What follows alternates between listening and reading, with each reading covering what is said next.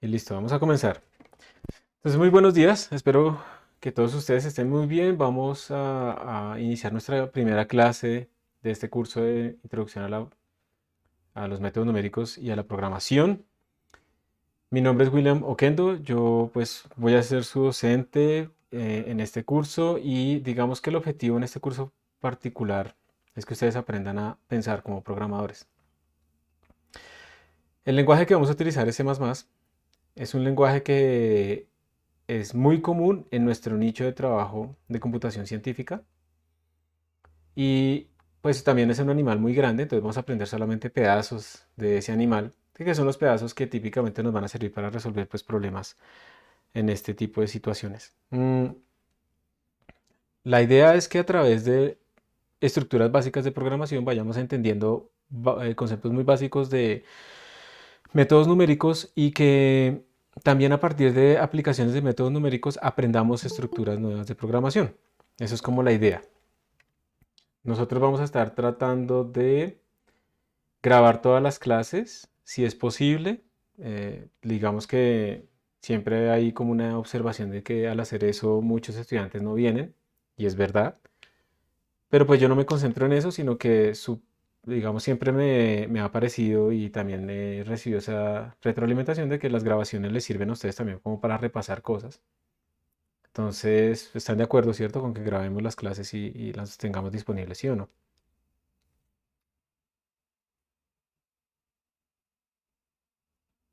No, parece que sí con el profe. Dime, Esteban, ¿repites, por favor? Ah, que se haya congelado un momento la imagen. ¿Ah, sí? ¿Pero ya? ¿Todo bien? Ya, ya, todo bien. Listo. Entonces, digamos que en este momento ustedes, al estar añadidos ¿al qué? Al Google Classroom, también quedaron añadidos automáticamente a un calendario de Google Classroom. Y en ese calendario, cuando se acaben las clases, les van a aparecer a ustedes las grabaciones hechas, digamos, aquí directamente con Google Meet. Y yo también voy a estar subiendo otras grabaciones que hago de mejor calidad a YouTube. Y luego les comunicaré ese enlace. Bueno, entonces, primero hablemos un momento ¿de qué? De lo que es el curso, de los contenidos, de lo que vamos a ver, un poco de la metodología. Luego vamos a hablar un poquito de eso de parte de los calendarios y eso porque quisiera que ustedes como que lo tuvieran ahí disponible, que no sea simplemente algo que ignoran porque es útil. Y luego les voy a empezar a hablar de algunos recursos que vamos a utilizar y un cambio que vamos a hacer respecto a otras versiones de este curso. En este semestre voy a empezar a utilizar como entorno de desarrollo también los Jupyter Notebooks para enseñar C++. Es una cosa diferente, pero también elimina un poco la barrera de tener que aprender, digamos, desde el principio Linux y tener que tener una máquina virtual y cosas así. Entonces todo se va a poder hacer en la red, en la nube, y va a ser otra posibilidad, ¿sí? Aparte, digamos, complementaria de lo que hemos venido trabajando normalmente en este curso. Entonces es una nueva forma de hacerlo. Y lo bueno es que también nos va a permitir como directamente poder hacer las gráficas de Python ahí directamente y demás. Entonces, pues es un experimento. Entonces, bueno, si hay alguien que ya haya visto como el curso de la forma antigua, de todas maneras va a aprender una nueva manera de hacerlo. Entonces arranquemos con el syllabus y aprovecho de una vez para decirles, chicos, bienvenidas todas las preguntas. Mi objetivo aquí no es hablar y hablar y hablar, no es exponer. Mi objetivo es ayudarlos a que ustedes aprendan. Su aprendizaje depende de ustedes, depende de su trabajo. Entonces tienen que trabajar. La lógica de la programación no se adquiere solo leyendo manuales o preguntándole a ChatGPT. Tenemos que crearla dentro de nuestra cabeza. ChatGPT nos ayuda a complementar mucho para resolver dudas específicas, pero ChatGPT también inventa mucha carreta, o Google Bar también. Entonces, ojo con utilizar eso para copiar y pegar, porque ustedes no están aprendiendo. Pero sí utilícenlo para ser más eficientes, para mejorar, para llegar más rápido a ciertos resultados, para mejorar un programa. para que les dé pistas está bien, pero ojo con eso. Y pues también aprovecho para decirles que utilicen ChatGPT, utilicen Google Bart, todo lo que quieran, todo durante las tareas que se dejan en casa y demás. Pero también va a haber un cambio en este curso y es que los exámenes los vamos a hacer presenciales, bajo entorno controlado. Si ustedes no aprendieron la lógica de programación, van a sufrir ahí, ¿sí? Entonces, como les digo, no busquen que ChatGPT los reemplace, no busquen que piense por ustedes. Utilícenlo como una herramienta, yo incluso en clase lo voy a utilizar, ¿sí? Pero ojo con solo acostumbrarse a copiar y pegar, porque pues ese no es el objetivo. Y si ustedes se acostumbran a eso, pues sinceramente ChatGPT los va a reemplazar. Entonces este es el momento en el que ustedes pueden aprender esa lógica de programación que los va a volver más versátiles para aprender más lenguajes e incluso van a notar que va a tener impacto en la forma en que piensan problemas.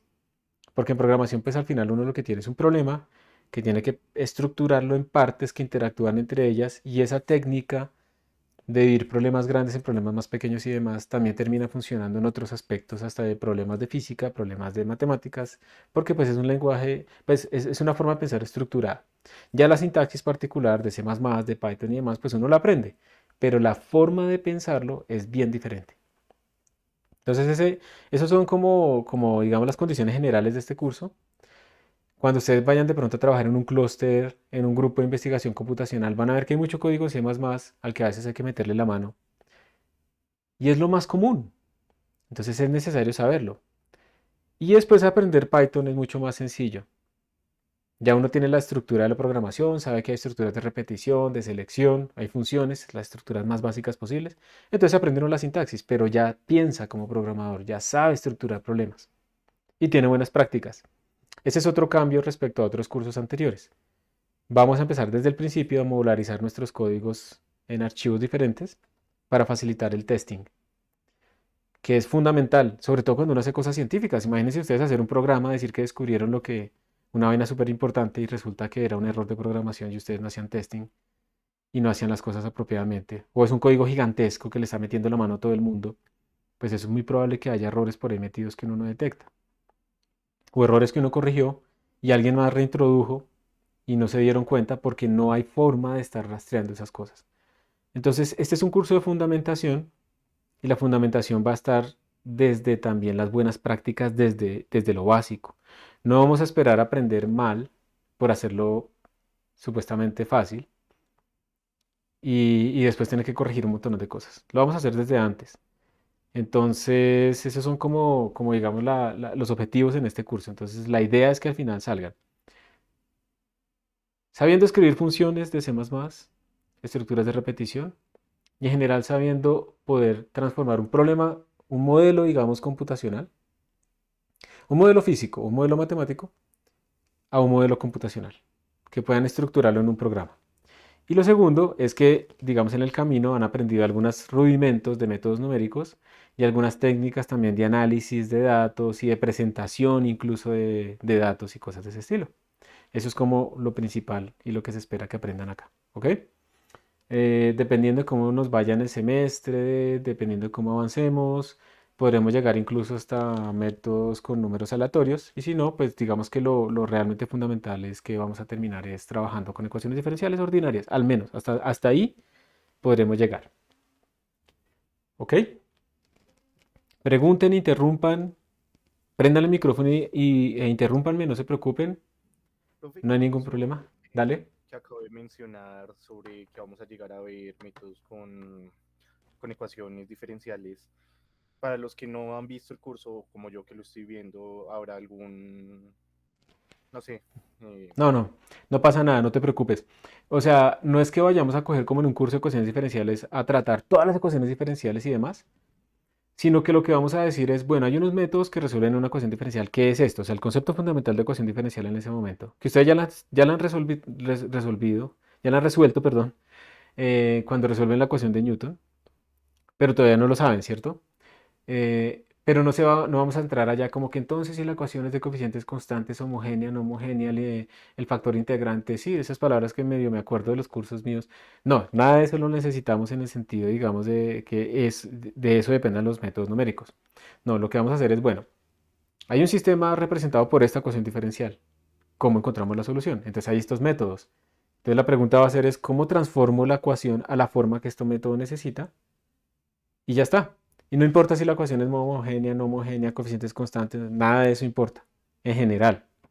Y eso es lo que vamos a ver. Y sobre todo, además, vamos a estar muy restringidos como a sistemas dinámicos, representados por lagrangianos, por la segunda ley de Newton, que esa palabra lagrangiano de pronto les suena a ustedes rara, ¿sí? La van a ver después, porque ustedes no saben mecánica analítica, y no importa, porque es que al final nos van a generar esos lagrangianos unas ecuaciones diferenciales.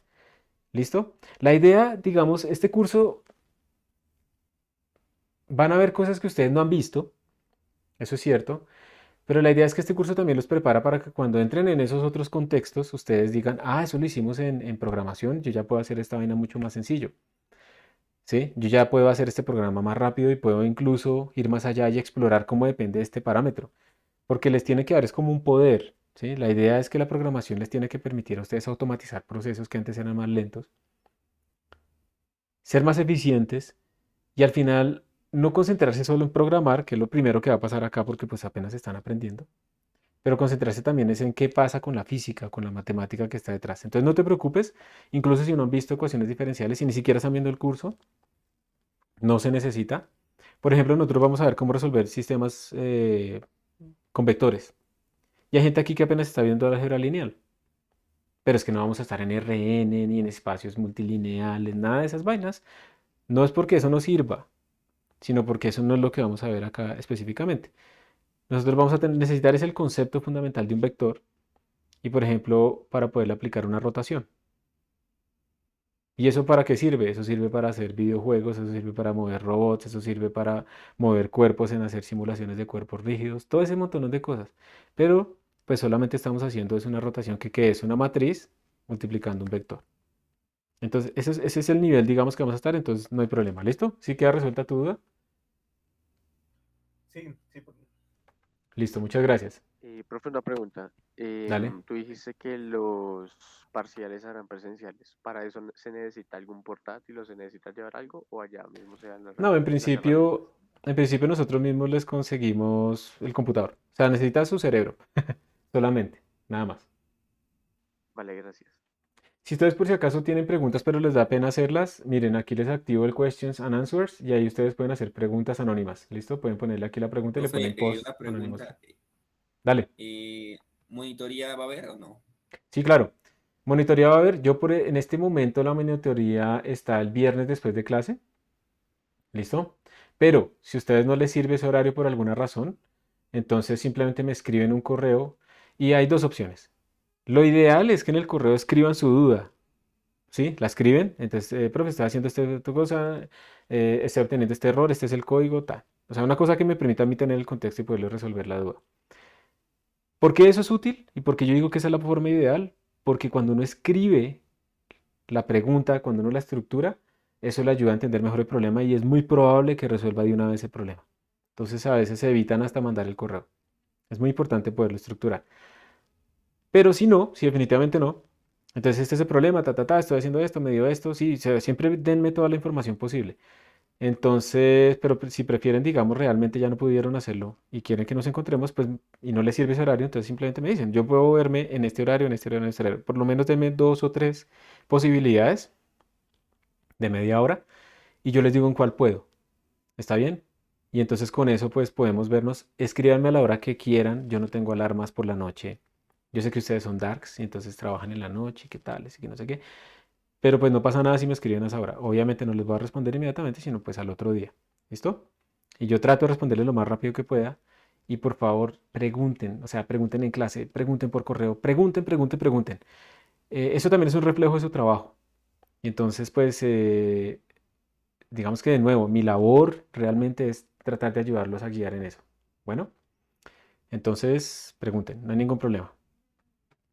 Hay otra preguntita acá. Me gusta eso que pregunten. A veces los profesores hablamos muy rápido y la forma de frenarnos es preguntando. Vamos a trabajar ecuaciones como la de Legendre, Hermite, Bessel o ecuaciones más sencillas. Mira, vamos a ver cómo podríamos calcular los ceros de esa función o esos polinomios, ¿sí? Pero no es que las vayamos a resolver. Esas ecuaciones diferenciales son muy especiales, pero las que vamos a estar nosotros concentrados realmente hacia el final son ecuaciones dinámicas, como evolución en el tiempo, sistemas dinámicos, sistemas caóticos y cosas así. Eso es lo que vamos a ver como hacia el final. En eso nos vamos a concentrar, que no quiere decir que no podamos aplicar esas técnicas a resolver esas ecuaciones diferenciales. Lo que pasa es que estos polinomios especiales, esas funciones especiales, mm, tienen como unas características que los hacen únicos para poderlos representar fácilmente en el computador. Entonces ya hay librerías científicas orientadas a darnos a nosotros el polinomio en función de x de la función Bessel de orden tal y no sé qué cosas. Entonces vamos a aprender esa parte con el contexto de, hay una función de Bessel cilíndrica que sale, digamos, representada en esta ecuación o lo que sea. Entonces ustedes si quieren resolver eso, miren, aquí está esta librería que les permite a ustedes obtener las soluciones de esa ecuación y poderla representar, ¿ok? Entonces no nos vamos a detener como a resolver las ecuaciones diferenciales de la matemática especial para física, pero sí vamos a ver las herramientas que nos permiten resolverlas. Y ese es el objetivo. Y entonces cuando ustedes vean, por ejemplo, matemáticas especiales, y el profesor les diga, bueno, entonces vamos a representar este problema en coordenadas cilíndricas y van, esta es la ecuación de BSL en coordenadas cilíndricas, no sé qué, ustedes ya saben dónde la pueden calcular.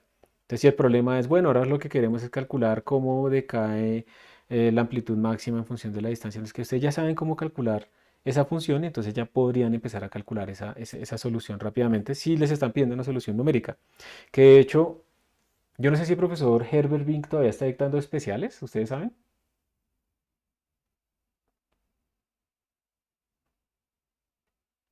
¿Sí saben quién es Herbert Bink? No, ni idea. No, ni idea. Ni idea. Bueno, lo van a conocer, es un profesor muy bueno y él está dictando especiales y con él hemos hablado mucho de cómo podemos traer problemas. Es que hay un problema, chicos, les voy a decir, en la carrera todavía hay una forma muy tradicional de enseñar las cosas, ¿sí? Muy de tablero, muy magistral y eso es importante y ustedes deben saber calcular a mano. Eso le genera a ustedes también unas estructuras mentales importantísimas para otros tipos de problemas, pero se ha quedado muy atrás como la integración con la parte de visualización y análisis de datos y de programación.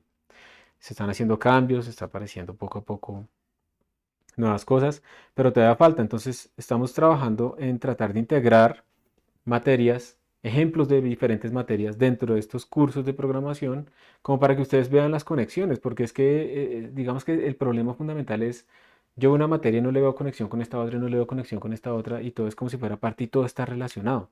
A veces es problema de notación, a veces es problema de nombres, pero también a veces es problema de cómo vemos las cosas. Entonces una vaina es, por ejemplo, ver una electrodinámica en donde a uno le dicen, sí, la solución de, no sé, ¿cómo era que se llama esta vaina? Con las funciones de Green, no sé qué me da esto y una ecuación gigante. Y otra cosa no es no solamente la ecuación gigante, que es importante llegar allá, interpretarla, sino verla. Y entonces ver por qué cambia cuando estoy por fuera de la esfera cargada, por dentro de la esfera cargada, cómo la simetría tridimensional, interactuar con el objeto. Todo ese tipo de cosas faltan para el aprendizaje y para uno comprender mejor los fenómenos. Entonces con el profesor Herbert y con otros profesores hemos estado tratando de traer problemas de otras asignaturas hacia acá. Y pues esa es la idea, como darle ciertos contextos a ustedes, para que ustedes también cuando estén en el otro lado como que conecten, ¿sí? Ese es como el objetivo principal. Dale, Nicolás.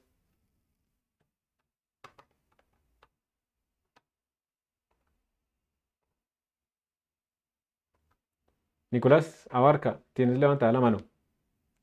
Sí, señor, buenos días, profe. Buenos días. Profe, pues quería preguntar lo del tema de álgebra. ¿Solo álgebra de matrices está bien? O sea, álgebra de matrices y vectores, con que uno lo tenga claro, ¿ya eso es suficiente para el curso? Sí, sí, sí, sí, sí. Y además que eso es una parte muy chiquita de todo, eso es una aplicación de la programación. Entonces, digamos que en vectores, ¿qué es lo que se requiere? Saber que un vector representa, digamos, por ejemplo, lo podemos utilizar para representar una posición, pero que cuando yo utilizo la suma de dos vectores se hace a nivel de componentes. Eso es todo. Y que un vector además tiene, digamos, longitud, ¿sí? Una norma. No es más. Y las matrices, pues digamos que con las matrices es como entender que es un arreglo de números, pero que además dependiendo de cómo yo las opere, por ejemplo, si yo opero una matriz sobre un vector, eso es lo que geométricamente lo que puede estar haciendo es escalándolo, rotándolo o cosas de ese estilo. Obviamente, pues van a haber unos materiales de preparación básicos, como digamos incluso canales de YouTube como los de Tree, Blue, One Brown, que les explican a ustedes esas cosas, pero pues ustedes no tienen que saber en principio eso y haber visto el curso completo, que tiene mucha más información que esa parte como más operativa. Entonces sí, no pasa nada. El profe Herbert dicta mates 1 y la 2 con el profe William, exacto. Entonces, bueno, ahí saldrán algunos ejemplos, miraremos por ejemplo, cuando hagamos integración, hay muchas ecuaciones de la física matemática que están escritas de forma integral y donde, por ejemplo, el parámetro es el límite superior de la integral. Y esa es la función. La función en función de x es igual a una integral hasta x de una cosa que no se puede integrar de forma analítica inmediatamente. Pero eso lo podemos hacer numéricamente y podemos calcular esa función en función de x. Ese tipo de situaciones, ese tipo de ecuaciones, las podemos resolver acá. La idea es aprenderlas a resolver. Y de nuevo, cuando ustedes estén en esos otros contextos, pues entonces puedan decir, ah, sí, yo sé hacer eso. Y el profesor Herbert entonces le va a decir, ¿y cómo calculamos los ceros de la función de Bessel? Pues ahí está, nosotros tenemos métodos para calcular ceros y tenemos función de Bessel, entonces podemos calcular los ceros. Ahora, eh, eso es útil es porque a veces cuando uno adimensionaliza las ecuaciones, las unidades, ¿sí? Las quita de sus ecuaciones, pues esa función de Bessel se escala, entonces los ceros van cambiando, ¿sí? Realmente cuando estamos en adimensional son exactamente las mismas posiciones, pero dependiendo del problema, pues uno los puede tener en diferentes sitios porque pues uno como que expandió la función, ¿sí? La multiplicó por 1.1, entonces todo está un poquito más lejos y cosas así. Entonces, esos son, digamos, los tipos de situaciones que idealmente se puedan aprender. Y ustedes entonces van a saber hacer derivaciones numéricas, integraciones numéricas, operaciones matriciales, vectoriales y calcular em, algunas soluciones de sistemas dinámicos. Voy a ver, entre toda esta revolución que le estoy pegando al curso, si alcanzo a meterle, por ejemplo, cuando estemos haciendo matrices y vectores, si podemos hacer una red neuronal a mano. ¿Sí? Normalmente hay librerías que hacen todo eso por nosotros, PyTorch, TensorFlow, que tienen APIs en C++ y en Python. Y entonces eso se puede utilizar en los proyectos finales. Pero a veces para uno entender eso es bueno que uno mismo implemente una vaina sencilla. Entonces hacer una red neuronal, que eso es finalmente un montón de operaciones matriciales. El álgebra lineal, ya cuando ustedes vean los cursos, préstenle harta atención. El álgebra lineal es fundamental para toda esta parte de Machine Learning, de Deep Learning y todas esas vainas. Es fundamental. Finalmente uno lo que está haciendo es tener un montón de pesos en unos arreglos distribuidos. Uno aplica una matriz sobre eso, otra matriz, otra matriz, otra matriz. Hace convoluciones y toda esa vaina es pura álgebra lineal. Préstenle harta atención. ¿Sí? Eso va a ser muy útil. Incluso para un cálculo laboral, yo sé que ustedes están chiquitos todavía y todo eso, eh, pero a futuro, uno, pues para ustedes puede ser una posibilidad de perfil profesional. Yo sé que muchos entramos a la carrera pensando en, no sé, el universo y las estrellas y el Nobel y no sé qué. Pero pues no ganarse el Nobel no quiere decir que sea uno un fracasado ni nada. Pero aunque eso lo dice alguien que no se lo ganó, entonces sería como con un sesgo, ¿no? Para justificarse. Pero realmente es eso. O sea, eso es una vaina, eso es el sesgo pues de supervivencia, ¿no? Es como si alguien se compra el baloto y se lo gana. Entonces todo el mundo empieza a comprar el baloto, pero pues la probabilidad de ganárselo uno en particular es bajísima. Lo que pasa es que alguien se lo gana porque el pool es gigantesco de todos los que compraron, pero no quiere decir que uno en particular se lo vaya a ganar. Entonces ustedes pueden hacer muchas más cosas. Y en este momento, por ejemplo, hay mucha salida profesional para físicos que terminan trabajando en datos. Y no solamente es que olviden la física, resulta que incluso hay técnicas que se utilizan en esas áreas que vienen de la física. O gente que está trabajando en finanzas, en portafolio, y las ecuaciones de Black-Scholes por allá para calcular esos portafolios se parecen muchísimo a las ecuaciones de campo de la mecánica cuántica. Entonces las técnicas de solución de esas ecuaciones diferenciales parciales son muy parecidas. Y entonces allá uno además pues termina programando cosas muy similares, muy análogas, pero además es de alto desempeño, pues porque uno no quiere predecir que debe comprar una acción mañana.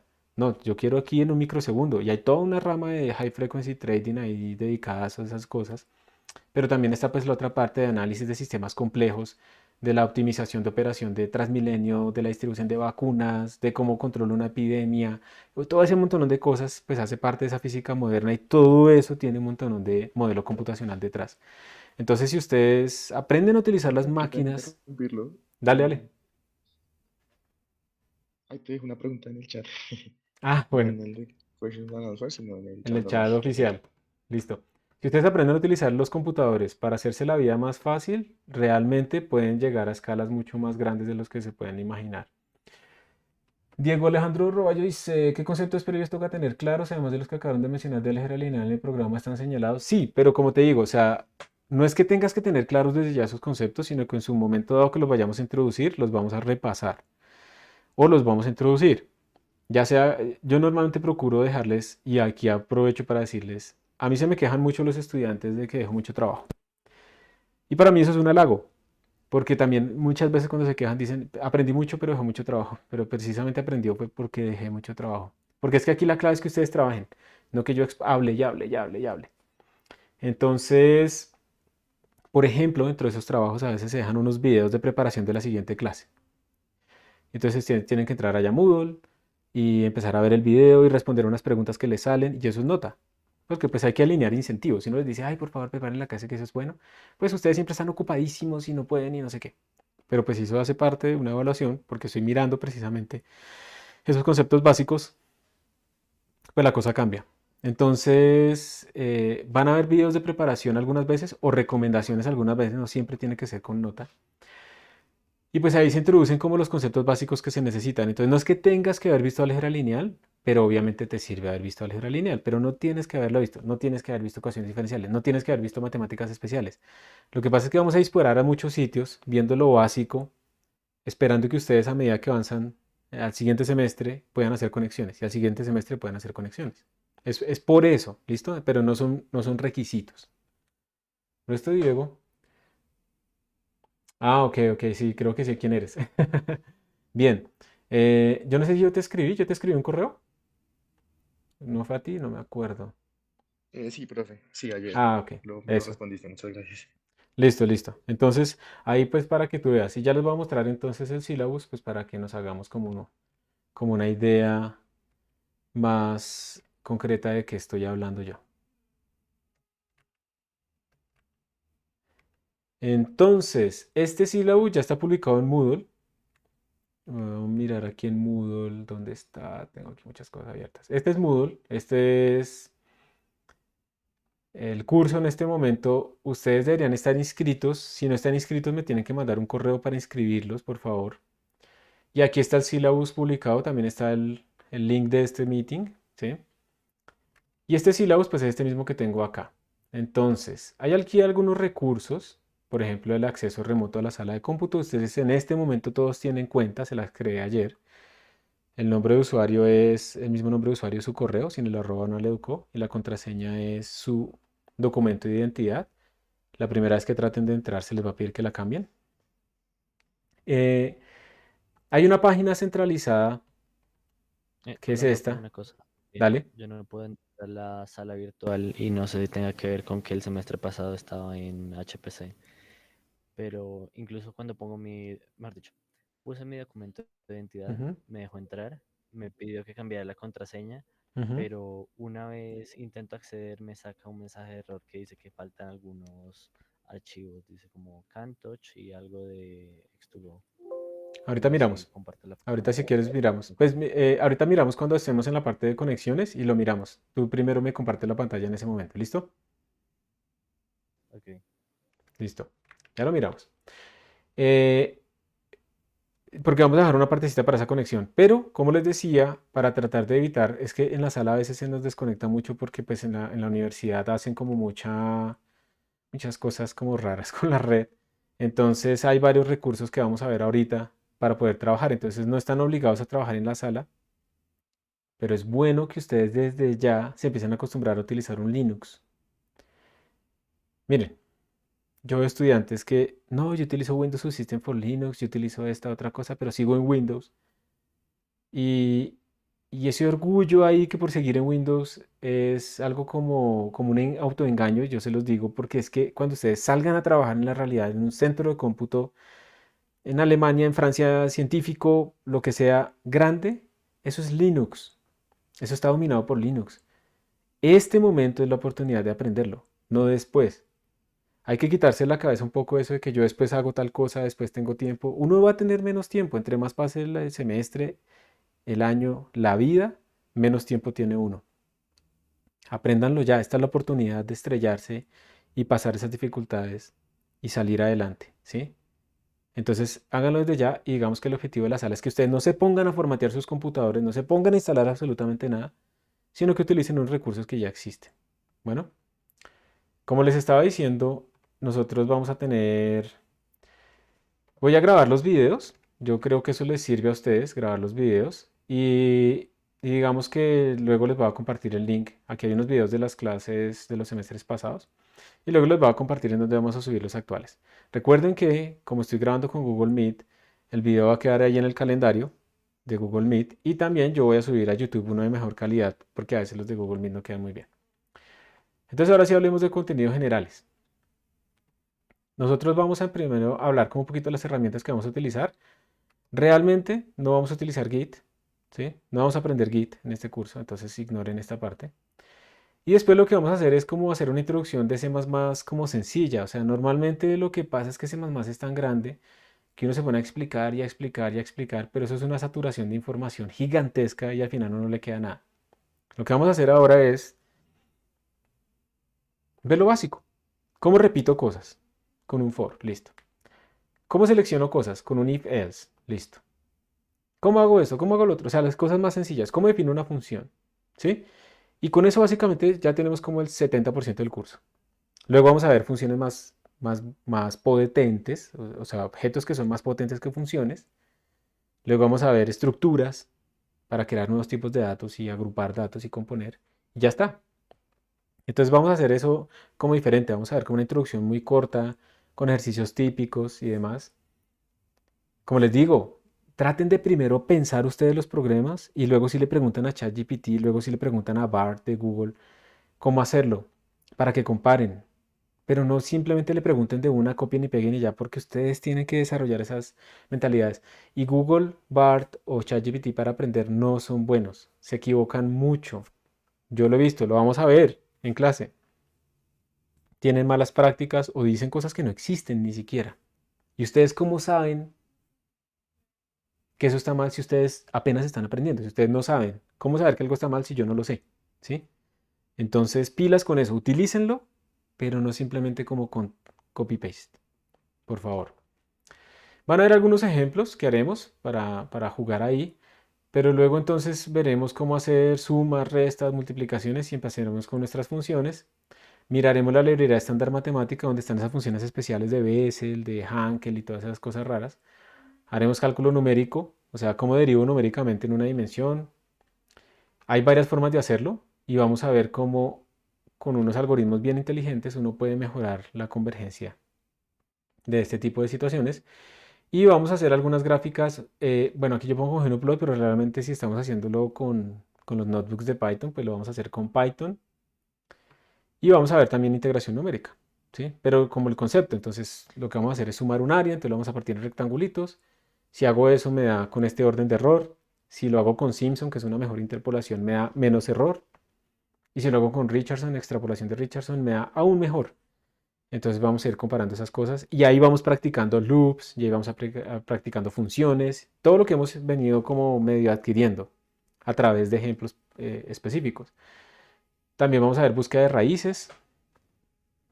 Vamos a ver cómo corregir errores, porque es que la programación está llena de errores. Normalmente yo no sé si ustedes lo van a ver. Uno a veces se demora mucho tiempo haciendo un programa sencillo y uno se frustra. Y aquí se van a frustrar. Y digamos, a veces la gente dice, no, es que los programadores si son bilingües ganan 10 millones. Eso es un mito que están ahorita vendiendo por todo lado. Pero ser programador no es fácil. Hay que tener mucha resistencia a la frustración. Y eso es tenaz, porque a veces hay cosas que uno no ve porque fallan y uno le da y le da y le da y dura realmente horas hasta que no es simplemente el punto y coma, hasta que era algo que uno estaba haciendo mal. Una vez dice es que el computador no me hace caso. Al contrario, el computador a uno le hace caso de lo que uno está haciendo, uno le está diciendo que haga. Es uno el que le está diciendo mal las instrucciones. En programación normalmente uno se gasta 80% del tiempo resolviendo errores y 20% como tal programando. Si uno puede acelerar ese proceso de encontrar los errores más rápido o de prevenirlos, pues eso es una berraquera. Y para eso es que están este tipo de herramientas como los sanitizers y estas cosas. Entonces es importante también tener, no solamente saber programar y ya, sino tener unas herramientas que me permitan ser más eficiente y sobre todo que traten de aumentar la probabilidad de que mi código sea correcto. ¿Sí? Esa es como la idea. Y ahí entramos en una parte súper importante que es utilizar arreglos, conjuntos de datos, porque pues uno no solamente va a tener una X o una Y, uno puede tener 10 millones de X cuando va a hacer análisis de datos y cosas así. Entonces en esos casos vamos a tener que utilizar vectores, vamos a ver cómo hacer problemas matriciales. Llegaremos hasta acá, hasta sistemas de ecuaciones diferenciales ordinarias, y realmente ya lo que sigue acá es poco probable que alcancemos, pero pues ahí veremos si alcanzamos o no, ¿sí? Todo depende de la dinámica. Ustedes saben que aquí es difícil predecir en la nacional cosas. Entonces, si logramos ver, por ejemplo, la solución de una ecuación diferencial parcial, esto aquí podemos resolver cosas de electromagnetismo con la ecuación de Laplace. Si podemos ver números aleatorios para hacer integrales aleatorias en múltiples dimensiones, utilizar métodos básicos de Monte Carlo para simular sistemas estocásticos, porque es que uno no siempre tiene toda la información absoluta. Entonces, por ejemplo, si yo quiero simular el tráfico de los buses de Transmilenio, yo sé que hay una distribución de demanda en horas pico y horas valle, pero pues yo no puedo decir que exactamente a las 7:55 entraron 7 personas y que a las 7:56 entraron 2. Yo no tengo esa medida y eso fluctúa entre cada día, aunque eso sea una hora pico y sea la misma hora. Yo tengo una distribución de probabilidad y entonces yo puedo meter agentes al sistema siguiendo esa distribución de probabilidad. Entonces eso es lo que entra ahí. Es poco probable que alcancemos a llegar allá, pero pues eso hace parte, digamos, de lo que se podría hacer allá. Vamos a ver. Y después al final vamos a ver algunas cosas de errores de computación numérica, porque por ejemplo, si ustedes suman 10 veces 0.1, eso no les va a dar 1. Se les va a dar 0.9999 con 16 cifras decimales, pero no les va a dar 1. Y a veces eso es importante Una tenerlo en pregunta, qué cuenta. pena. Dale, adelante. Eh, ¿Será que se alcanzó a saber eso de simulaciones de Monte Carlo para procesos estocásticos? ¿O no da el tiempo? Digamos que anteriormente yo alcanzaba a llegar hasta allá, pero eso era a costa un poco, realmente, de ir un poco más rápido al inicio. Ahora yo estoy tratando de ir un poquito más lento al inicio y eso implica que casi no nos queda tiempo hacia allá. ¿Sí? Entonces, no lo puedo asegurar, todo esto son opcionales, pero si alcanzamos a llegar hasta allá, bien, bien. Y si no, si estás interesado, pues te podría como pasar videos de las de cursos anteriores que se logró llegar hasta allá. Uy, listo, profe, muchas gracias. Eso es muy chévere, eso es muy interesante. Profe, eso iba a preguntar, si en caso tal de que no alcancemos hasta cierto punto, ¿tú podrías enviar los videos sobre clases de semestres pasados para ver sobre los temas? Sí, claro, ustedes me dicen y yo con muchísimo gusto se los comparto. De todas maneras, los números aleatorios sí los vamos a tocar por aquí en algún momento, ¿listo? Lo que pasa es que las simulaciones aleatorias de pronto son las que no alcanzamos. Pero sí vamos a aprender a generar números aleatorios porque eso es un problema fundamental, importante. Y digamos que lo vamos a hacer en qué contexto, por ejemplo, calcular histogramas, porque ahí estamos practicando utilizar arreglos y demás. Entonces yo voy a generar números aleatorios distribuidos con la distribución gamma, con estos dos parámetros. Entonces vamos a buscar cómo se generan esos números. Y eso me bota un montón de números, que son los números con esa distribución. Pero yo cómo sé que realmente esos números están siguiendo la distribución gamma. Entonces tengo que calcular la densidad de probabilidad, la probabilidad acumulada, ¿verdad? Y ahí estamos practicando for, estamos practicando utilizar vectores. Entonces eso es lo que vamos a hacer en esa zona de arreglos. Vamos a utilizar números aleatorios para llenar matrices aleatoriamente, cosas así. Lo que de pronto no alcancemos es como a jugar con simulaciones estocásticas. Pero pues vamos a ver, y claro, si en algún momento no alcanzamos y ustedes están interesados en un tema de eso, se puede hacer. Y otra posibilidad también es que en los proyectos finales están muy orientados hacia programación, pero se puedan incluir cosas como de ese estilo, de temas que no sé qué, no se alcanzaron a ver, que a ustedes les interesan. Entonces también se pueden trabajar como proyecto final. Bueno, si hay más preguntas de pronto anónimas. Listo, no hay ninguna. Bien. Entonces, esos son los temas. Ahora pues hablemos de la parte de las notas, ¿cierto? La evaluación es importante. Entonces observen, tenemos dos exámenes parciales y tenemos un proyecto final. Recuerden de pronto para los que entraron tarde, este semestre los exámenes parciales van a ser presenciales. ¿Eso qué quiere decir? En entorno controlado. Eso quiere decir que, listo, utilicen ChatGPT todo lo que quieran, pero no lo reemplacen para que ustedes obtengan la lógica, porque ahí se va a notar si saben o no saben. Y eso también evita unas cosas de copia que a veces se han encontrado, sobre todo en estos exámenes pues, virtuales, es lastimosamente muy común que eso suceda. Entonces, para no entrar en esa vaina de anular exámenes y no sé qué, tratarlo de evitar. Yo trato de también de desestimular un poco esa copia quitándole porcentajes a esos exámenes. Yo no estoy de acuerdo con que un examen valga 50%, 60% en una materia. Pues porque uno cuando es estudiante, uno también a veces tiene fluctuaciones, ¿no? O sea, puede ser que se enfermó ese día, le terminaron el día anterior, mm, uno no puede desayunar bien todos los días. O sea, hay muchos contextos difíciles que hacen que uno probablemente en un momento dado no tenga un pico de desempeño súper fundamental para que le vaya bien. Y pues le afectaría mucho la materia. Yo valoro más es el trabajo constante. Entonces, como pueden darse cuenta aquí, lo que se lleva más porcentaje es el trabajo intermedio. Todo lo que estamos haciendo nosotros, yo le llamo exámenes intermedios, pero no son exámenes intermedios, sino que son como tareas. Eso es lo que vale más. El trabajo que ustedes hacen día a día. Cuando tengamos ya la lista, o sea, yo les cuento, o sea, vamos a tener muchísimas notas, ustedes se van a sorprender. Yo les voy a mandar a ustedes correos de vez en cuando personalizados con todas sus notas y ustedes se van a sorprender de todo lo que han hecho, ¿sí? Pero es que programación, sobre todo programación, es una vaina que es que uno no aprende solo viendo un video, solo leyendo, que eso hace parte del estudio. Eso toca hacer. Y ustedes se van a dar cuenta que al principio les va a costar un montón, pero poco a poco cada vez les cuesta menos. Ya no se demoran 2 horas haciendo un programa sencillo, sino se demoran solo una, luego media hora, luego ya lo cogen más fácil. Y luego vuelven a otro problema, pero por otro lado. Pero la idea es que esos primeros barreras iniciales ya no la tienen que enfrentar. Pero eso solo es con práctica, eso no... O sea, llega un punto dado en el que ustedes les pueden explicar, explicar, explicar, explicar, pero hasta que ustedes no lo hagan, no van a generar esas estructuras en su cabeza que les permitan entender. Entonces, como pueden darse cuenta, si hay una concentración de nota y es muy importante. Súper importante. Si ustedes no entregan estas tareas, es el 40%. ¿Sí? Entonces, estamos hablando de 2 unidades. El semestre pasado, por ejemplo, pasaba que una persona, ay, que sí me ayuda, que no sé qué, y no ha entregado tareas. No hay forma. ¿Sí? No hay forma. Y pues eso también se refleja en el desempeño en los exámenes. Aprovecho para decirles, si ustedes tienen alguna dificultad en algún momento, se enferman, les pasa algo, les da una crisis, no pueden venir, no pueden ir. Bueno, digamos que no hay obligación a las clases, pero pues de vez en cuando hay unas actividades de bono, pero pues no afectan completamente la nota y eso. Pero ¿tienen alguna dificultad? Por favor, comuníquenlo a tiempo, inmediatamente. No se esperen hasta el final del semestre para decir que ustedes tenían problemas para venir a esta clase y que no podían ver los videos y que entonces no hicieron nada y que si les pongo un trabajo extra. Eso no va a pasar. La última semana de clases, cuando ustedes entregan sus proyectos finales y salen las últimas notas y demás, ChatGPT les va a responder todos los correos. Yo ya no le respondo nada. ¿Sí? Yo le pongo aquí, ChatGPT responde a este correo diciéndole estas 3 cosas.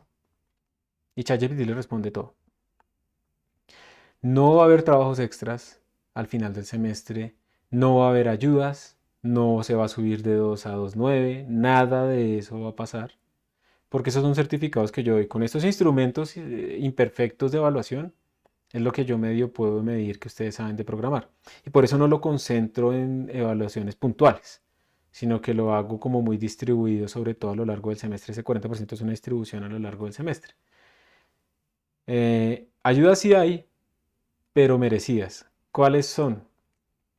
Normalmente van a haber unas tareas que ustedes van a tener que hacer en donde van a evaluar código de sus compañeros en Moodle. Esas son tareas que requieren que ustedes resuelvan un problema, lo envíen y además evalúen utilizando una rúbrica que yo les doy el trabajo de sus compañeros, porque cuando uno lee código de otros, uno entiende mucho más, uno aprende más, uno ve errores y también técnicas nuevas. Les sirve a ustedes mucho más leer eso que a mí leerlo. Eso es un sistema también que está orientado a detectar fluctuaciones. Si ustedes a todos le ponen 5, a todos los que tienen que evaluar, o a todos les ponen 0, o cosas así, eso detecta esas fluctuaciones, tanto personales como comparando con sus compañeros y les castiga la parte de evaluación. 80% de esa nota es lo que me ponen a mí, 20% es lo que yo le pongo a los otros. Entonces no hay nada que hay que hacer a conciencia y esas son tareas completas, digamos que están sobre 5. Pero digamos que en clase o de un día para otro, cosas así, se pueden dejar unas mini tareas cortas, como terminen este programa y grafiquen lo que les dio. Es una tarea muy corta, no es igual de magnitud a la otra. Les llamo mini tareas y esas, digamos, valen 1, valen 1,5, valen 2, a veces es en grupo, a veces es individual, ¿sí? Cosas de ese estilo. Entonces esas no están sobre 5, sino que se van sumando. Y cuando acumulan una tarea completa, o sea, cuando suman un 5, pues se ponen como una tarea completa. La ayuda está en que eso yo no lo pongo a que sume hasta 5. Normalmente lo pongo a que sume hasta 6, por ejemplo. Entonces ustedes a punta de esas mini tareas, de ese trabajo constante que se va haciendo, pueden ir metiendo notas en la tabla de notas que están sobre 6. Y yo las pongo así y así las promedio. O sea que ustedes podrían sacar más de 5 en el curso y pues obviamente me toca truncarlo. Y me ha pasado, hay gente que ha sacado más de 5. O hay gente que compensa, ¿no? Entonces, no presenté cierta mini tarea, pero sí presenté esta y como al final era un bono y no sé qué, al final se sacaron 5 en esa sumatoria parcial, aunque no hayan presentado una porque tenía un bono. Esas son las ayudas. Las ayudas no van a hacer cambiar notas al final. Creo que hicieron una preguntita, espera. Ah, dale, Nicolás. Puedes hablar. Gracias, profe. Sí, señor. Es que pues quería hacerle una pregunta, la verdad, desde que empezó la clase. Hay otra asignatura que se llama programación y métodos numéricos, pero no sé si es a la oferta física o matemáticas. Quisiera preguntarle de pronto si usted me podría ayudar, cómo decirme cuáles serán las diferencias o una es más... Sí, se te cortó la señal hacia el final.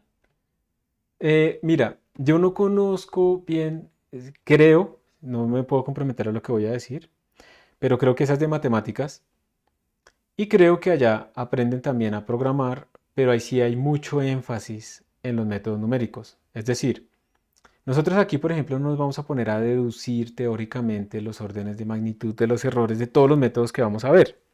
Nosotros vamos como una parte como un poco más práctica. Listo, vamos a ver el fundamento del método numérico, es una discretización en el tiempo de esto, ta, ta, ta. Por la forma en que lo escribimos podemos demostrar que el error crece como esto, midámoslo, tan, ¿sí? Crece como eso o disminuye como eso. Y ahora apliquémoslo en estos sistemas. Allá, lo que yo tengo entendido es que hacen mucho más énfasis en las deducciones de por qué esos métodos numéricos son así, por qué esos errores se comportan de esa manera, cómo los pueden acotar y demás. Yo pensaría que esa es como la diferencia, pero mira, yo estoy hablando de una impresión que tengo de algo que alguien me contó hace varios semestres. Yo no sé en este momento cómo sea. Si tienes curiosidad, yo creo que yo no sería la mejor guía en este momento. Yo lo que te recomendaría es como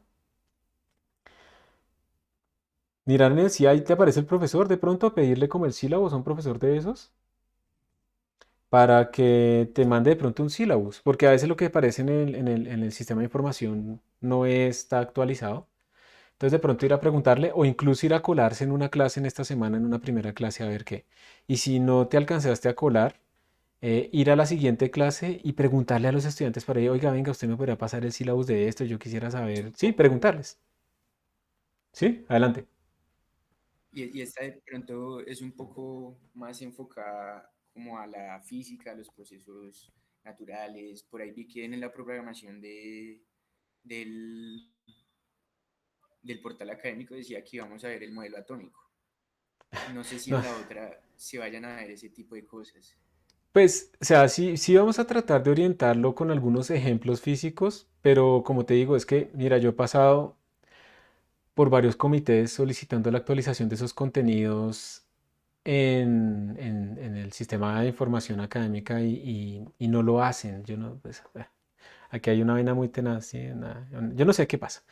Entonces, por ejemplo, yo no sé qué quisiera decirlo del modelo atómico, pero eh, la ecuación diferencial de Schrödinger la podríamos resolver con lo que vemos hacia el final si alcanzáramos a ver ecuaciones diferenciales ordinarias con valores de frontera.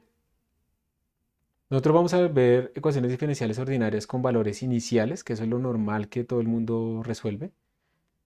Pero si alcanzáramos a llegar a condiciones de frontera en ecuaciones diferenciales ordinarias, podríamos hacer la solución en una parte unidimensional. Porque la ecuación diferencial de Schrödinger pues es realmente una ecuación diferencial parcial.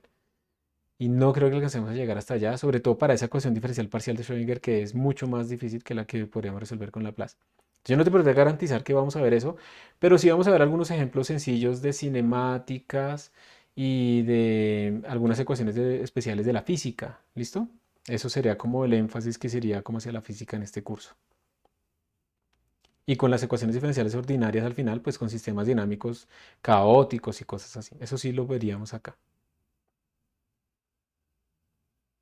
Entonces, Nicolás, mi recomendación sería, busca el horario de ese curso, ve a la primera clase, si es presencial, idealmente me imagino que eso debe ser presencial, Sí, sí. asiste, si puedes, o pregúntale a los estudiantes que estén por ahí a ver si alguno te puede dar como el contenido o algo así para que te hagas una idea. ¿Listo?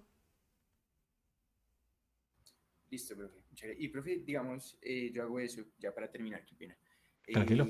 Digamos, ¿usted qué me recomendaría más de pronto en ese caso donde esa materia fuera mucho más obviamente demostrativa, más intensa matemáticamente? Yo siendo, digamos, yo soy de química. Siendo de química, de pronto usted me diría que es mejor ver esta, o sea, por ese lado.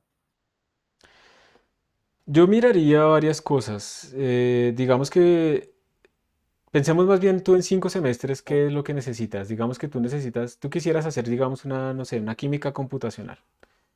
Entonces, yo miraría, digamos, qué herramientas ven allá, qué programas utilizan, en qué lenguaje están. Con eso, yo miraría qué estamos enseñando nosotros para ver cuál te sirve más. Yo pensaría que lo más probable es que utilicen como interfaces en Python para llamar programas de C++, pero realmente, o de Fortran, pero realmente es probable que todo eso ya esté como en Python, ¿cierto? Yo no conozco como todos los algoritmos, pero pues, o herramientas que utilizan en química, pero probablemente sea una vaina así. Entonces, si en el otro curso hacen más énfasis en los métodos numéricos como tal, pero son métodos numéricos que no aparecen allá en lo que tú vas a utilizar, pues de pronto da igual que este curso. Pero si son métodos que son más relevantes allá, pues sí. Pero si me entiendes, o sea, como que en mi opinión, como para no decir es que ese es mejor que este o lo que sea, yo creo que cambiaría más bien a qué es lo que tú crees que necesitas. Ahora, obviamente, tú estás chiquito, entonces tú no necesariamente sabes qué es lo que necesitas. Entonces, en ese caso, de pronto, si a ti lo que te interesa es como la química computacional, yo lo que haría en tu caso sería acercarme a los miembros de algún grupo que haga eso y preguntarles, mira, a mí me parece interesante esto, pero como que debería aprender uno. Y a partir de ahí podrías decidir más bien cuál de los dos contenidos te serviría más. Listo, profe, no, listo. Muchísimas gracias. Muchísimas ¿No? gracias. Listo. Disculpa que no me comprometa, pero es que me parece que es mejor que tú mismo lo mires para tu conveniencia. ¿Listo? Sí, sí, sí. No, y de hecho yo iba a hacer eso. Creo que ahorita a las 11 hay un grupo de esa materia. Listo. Se te cortó, Nicolás. Y pues sí, con cada me puedo ir más según lo que me sirva más, por así Ujú. decirlo. Aquí Muchas hubo, gracias. aquí hubo un estudiante de química el semestre pasado en este curso también. Si quieres me puedes escribir un correo y yo te pongo en contacto con él para que él te cuente pues si este curso al final le sirvió o no, fue un buen estudiante. Entonces también es bueno hablar de alguien que haya visto y que sea también de química, ¿no? Perfecto, sí, listo, profe, listo. Muchas gracias. Bueno, con gusto. ¿Alguna otra pregunta de pronto?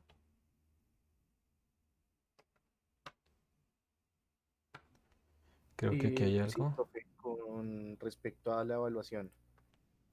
Dale. La parte del proyecto final, no sé si no entendí muy bien cómo se va a manejar, cuál sería la metodología.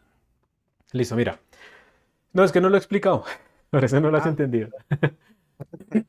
Entonces, estos son los porcentajes. Yo hice mucho énfasis pues, en esta parte de tareas. Era lo que estaba diciendo ahorita. Los exámenes parciales pues van a evaluar hasta ese punto que se haya visto, son acumulativos. Estamos, digamos, más o menos proyectados para estas semanas. No pongo fechas, sino que pongo semanas. En el calendario, ustedes van a ver en sus calendarios, y ya miro que si se los tienen, les debe aparecer. Aquí solamente tengo las asignaturas activadas. Ustedes pueden ver que les aparece como esto para el calendario del día de hoy. Yo no lo he editado, pero yo normalmente lo voy a poner aquí W01, eso quiere decir semana 1. Le pongo como, sí, para que sepan ustedes en qué semana vamos. Y yo a veces aquí en estos mismos eventos les pongo como una descripción de lo que vamos a ver y cosas así, por si acaso, para tener como un orden de lo que estamos viendo. A ustedes les deben aparecer estos eventos en su calendario si lo tienen activado, porque ustedes están en general todos inscritos en el Classroom. Si no lo tienen, pues tienen que entrar aquí a su Google Calendar y lo tienen que activar. Tienen que buscarlo aquí en la parte.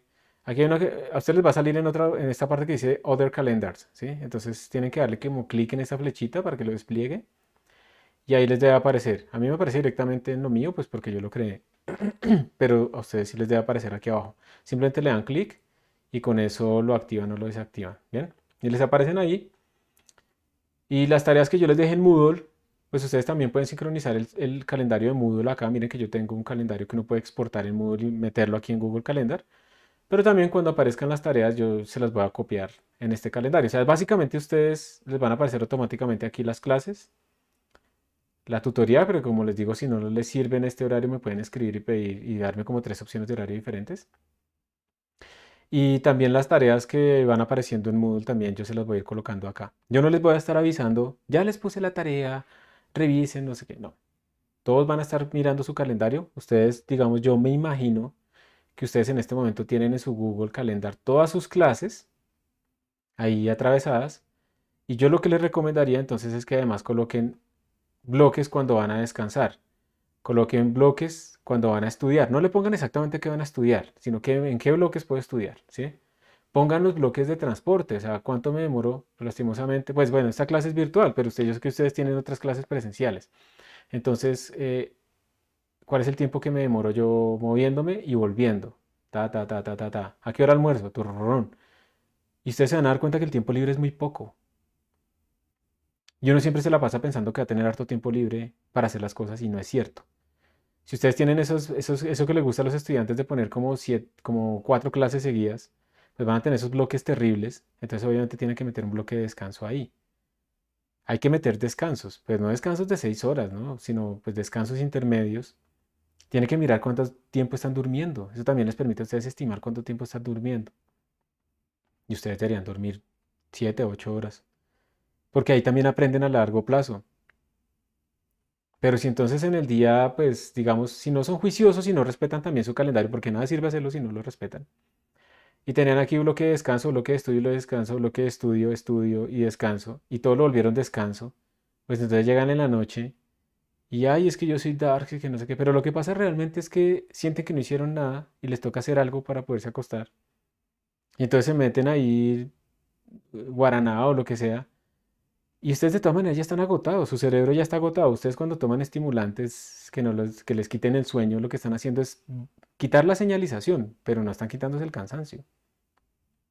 Y entonces ustedes ahí en la noche, después de todo ese trabajo en el día, ustedes no producen lo mejor, ustedes producen lo que salga.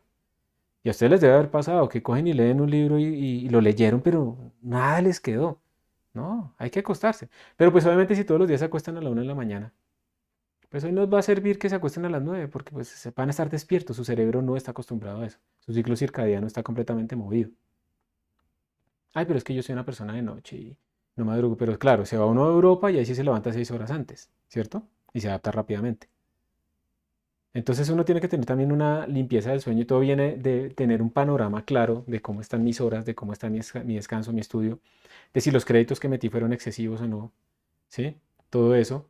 Y si fueron excesivos, entonces voy a comprometer parte de mi sábado, pero traten de dejarse un día de descanso, el domingo al menos, o algo así, para que paren. O bueno, al menos la tarde del sábado y el día del domingo, y la mañana del domingo, algo así, pero que ustedes puedan parar también un poco y puedan tener ese equilibrio. Sí se puede lograr tener el santo grial, pues la trinidad de tener vida social, de que les vaya bien y que duerman, pero hay que ser organizados. No es simplemente con quererlo, es ser concretos.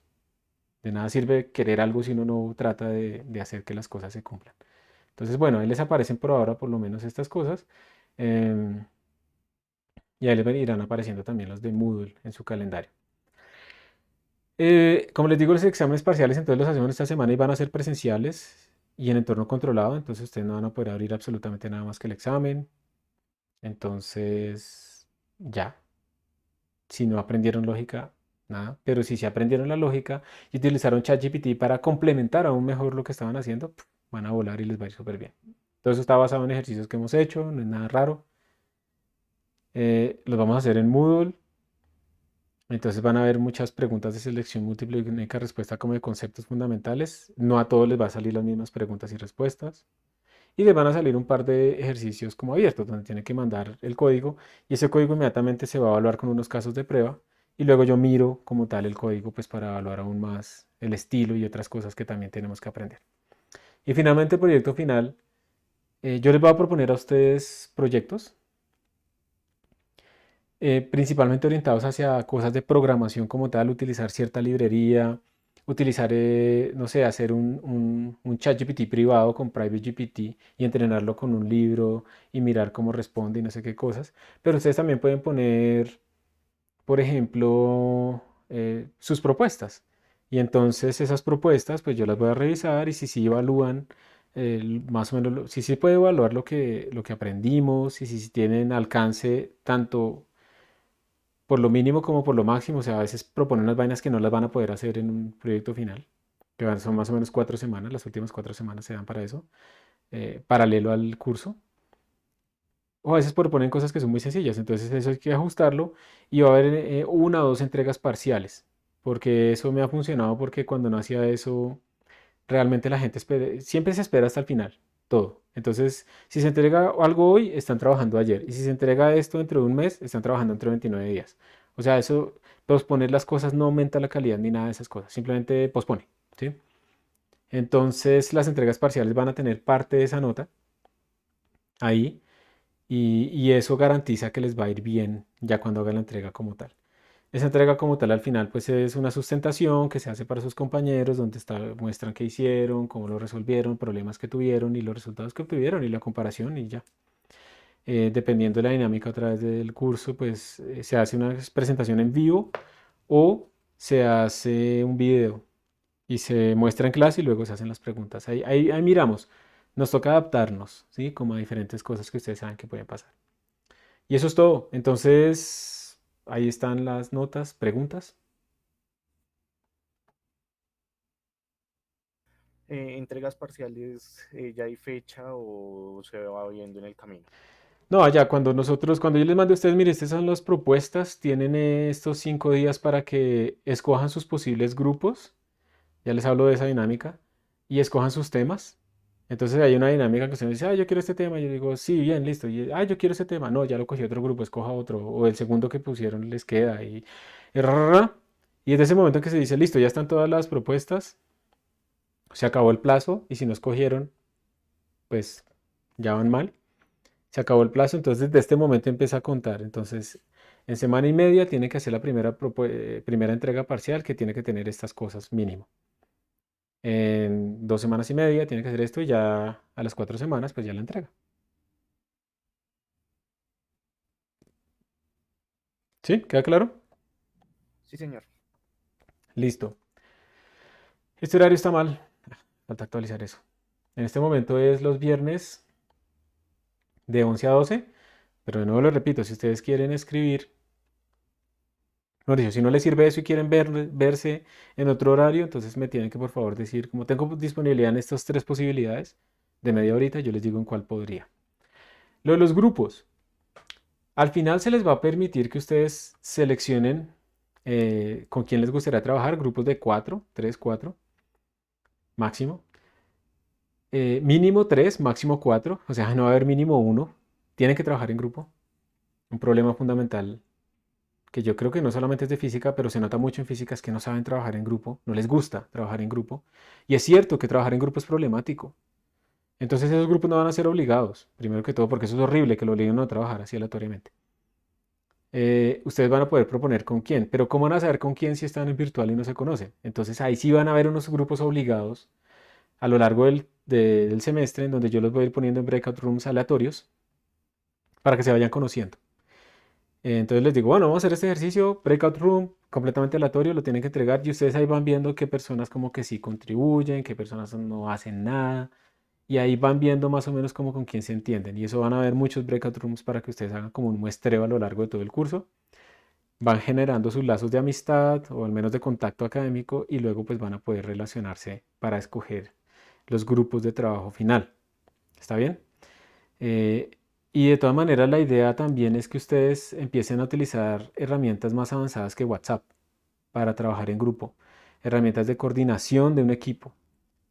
Entonces, no, que yo utilizo Notion, entonces listo, van a crear un workspace compartido entre todos, ahí van a ir poniendo las tareas, las fechas de lo que van haciendo, van viendo que hay dependencias con quién, o van a utilizar Todoist o ClickUp o algo así, pero ya la tecnología de las tías, digamos, eso va a hacer todo por WhatsApp, eso no les sirve, sobre todo para este nuevo mundo que viene.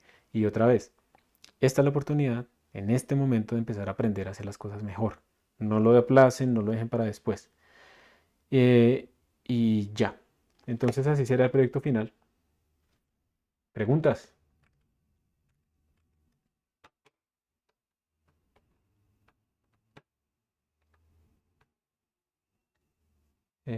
No hay. ¿Seguros? Bueno. Entonces, bueno, aquí está explicado lo que acabo de hablar. Mm, hay digamos, bibliografía. Si ustedes quieren profundizar en los temas numéricos como tal, a mí me gusta este libro. Sí, me parece que es bueno y me parece que es claro y que es fácil. También este me parece bueno, entonces recomendaría esos. Para programar como tal, miren, nosotros no vamos a poder hacer todos los programas que ponen típicamente, que las torres de Hanoi, que el ajedrez, que no sé qué. Pero si ustedes se quieren desafiar realmente y quieren hacerlo usando un libro, porque hay muchos, digamos, portales de competición de programación, pues este es un clásico, ¿sí? De programación. Y los ejercicios lo pueden hacer en cualquier lenguaje. Si ustedes van y miran el Detail y Detail de cómo programar en C++ y cómo programar en Python, son básicamente los mismos ejercicios, solo que cambia el lenguaje. Yo aprendí a programar fue haciendo ejercicios así. Yo leía, me ponía a hacer los ejercicios, sufría, no sé qué, y después le iba cogiendo el tiro y ya. Entonces lo pueden hacer. Y hay otros de métodos numéricos, por ejemplo, que están en Python, pero que pues al final es la misma cosa. O sea, la implementación es diferente al método. El método como tal es un método matemático que después uno lo implementa en ciertos lenguajes. Hay aquí algunos cursos. Yo, por ejemplo, les recomiendo mucho este de Learn CPP. Es como un tutorial en C++, mucho más completo de lo que vamos a ver nosotros, porque, como les digo, en este curso no podemos ver todo el animal que es C++, pero hay detalles que se nos pasan, que pueden ser útiles. Este Project Euler es un sitio donde yo saco muchos problemas.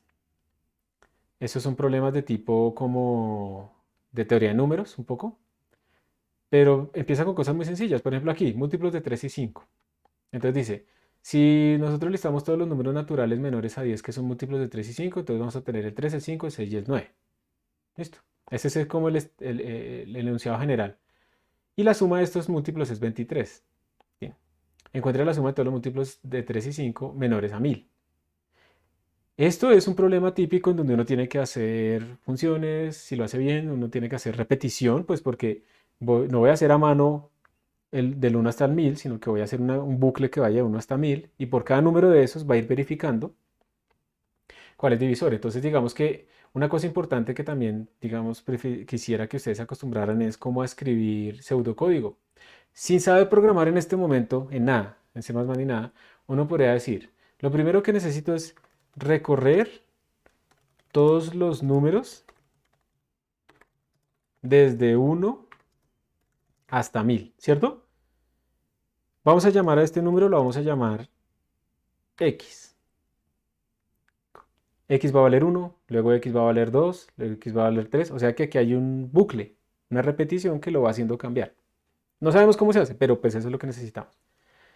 Luego, lo que voy a hacer es, para cada uno de esos X, voy a mirar si X es divisible por 3, o, porque miren que estamos utilizando un OR ahí, o x es divisible por 5.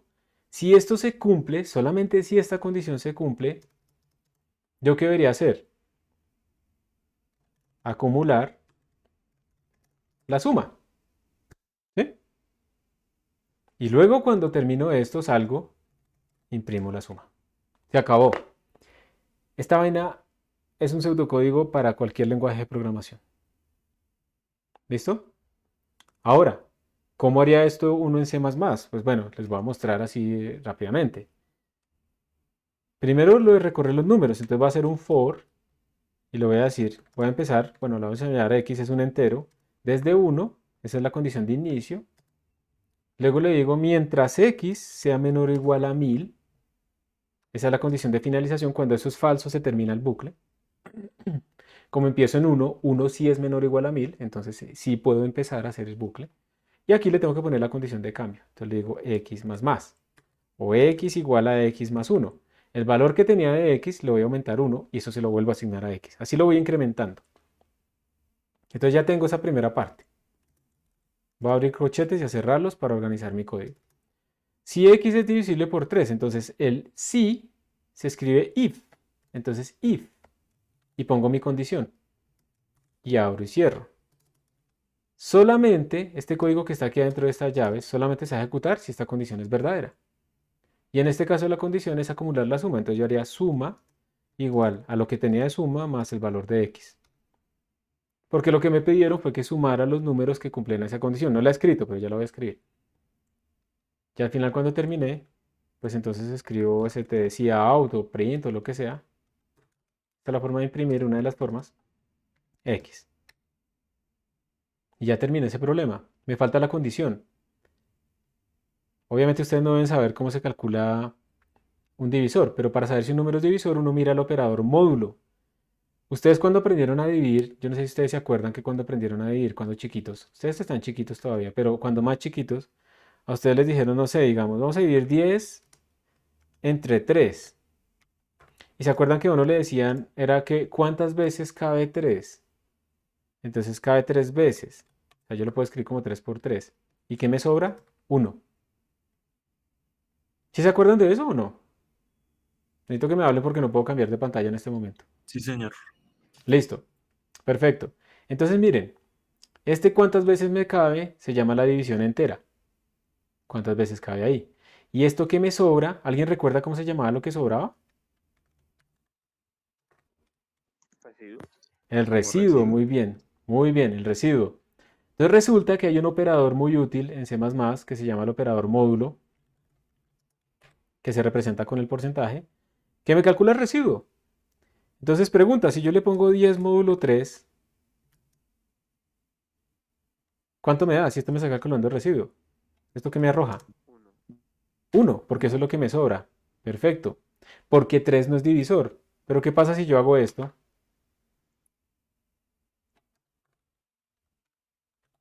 ¿10 módulo 2?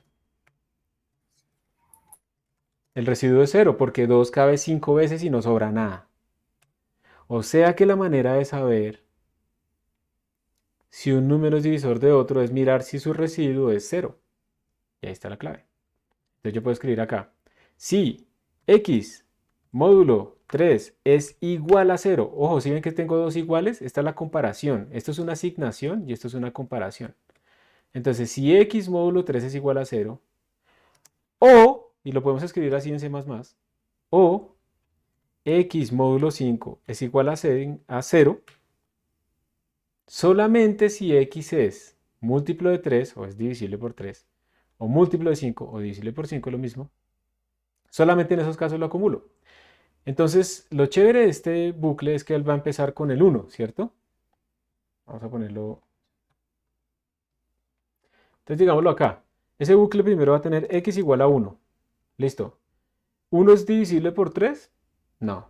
¿1 es divisible por 5? No. Entonces se lo salta, no hace la suma. Luego él cambia a x y lo pone x igual a x más 1, o sea, x igual a 2. ¿2 es divisible por 3? No. ¿2 es divisible por 5? No. Entonces lo cambia.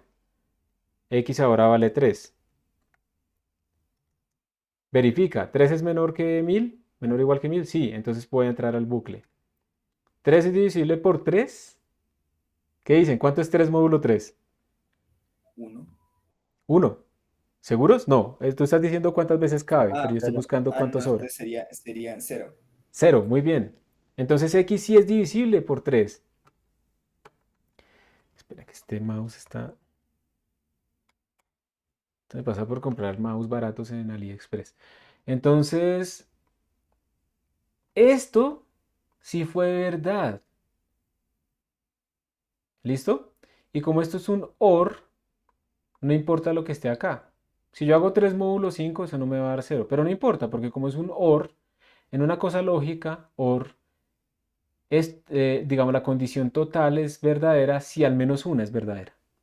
Entonces esto nos va a dar true, nos va a dar verdadero.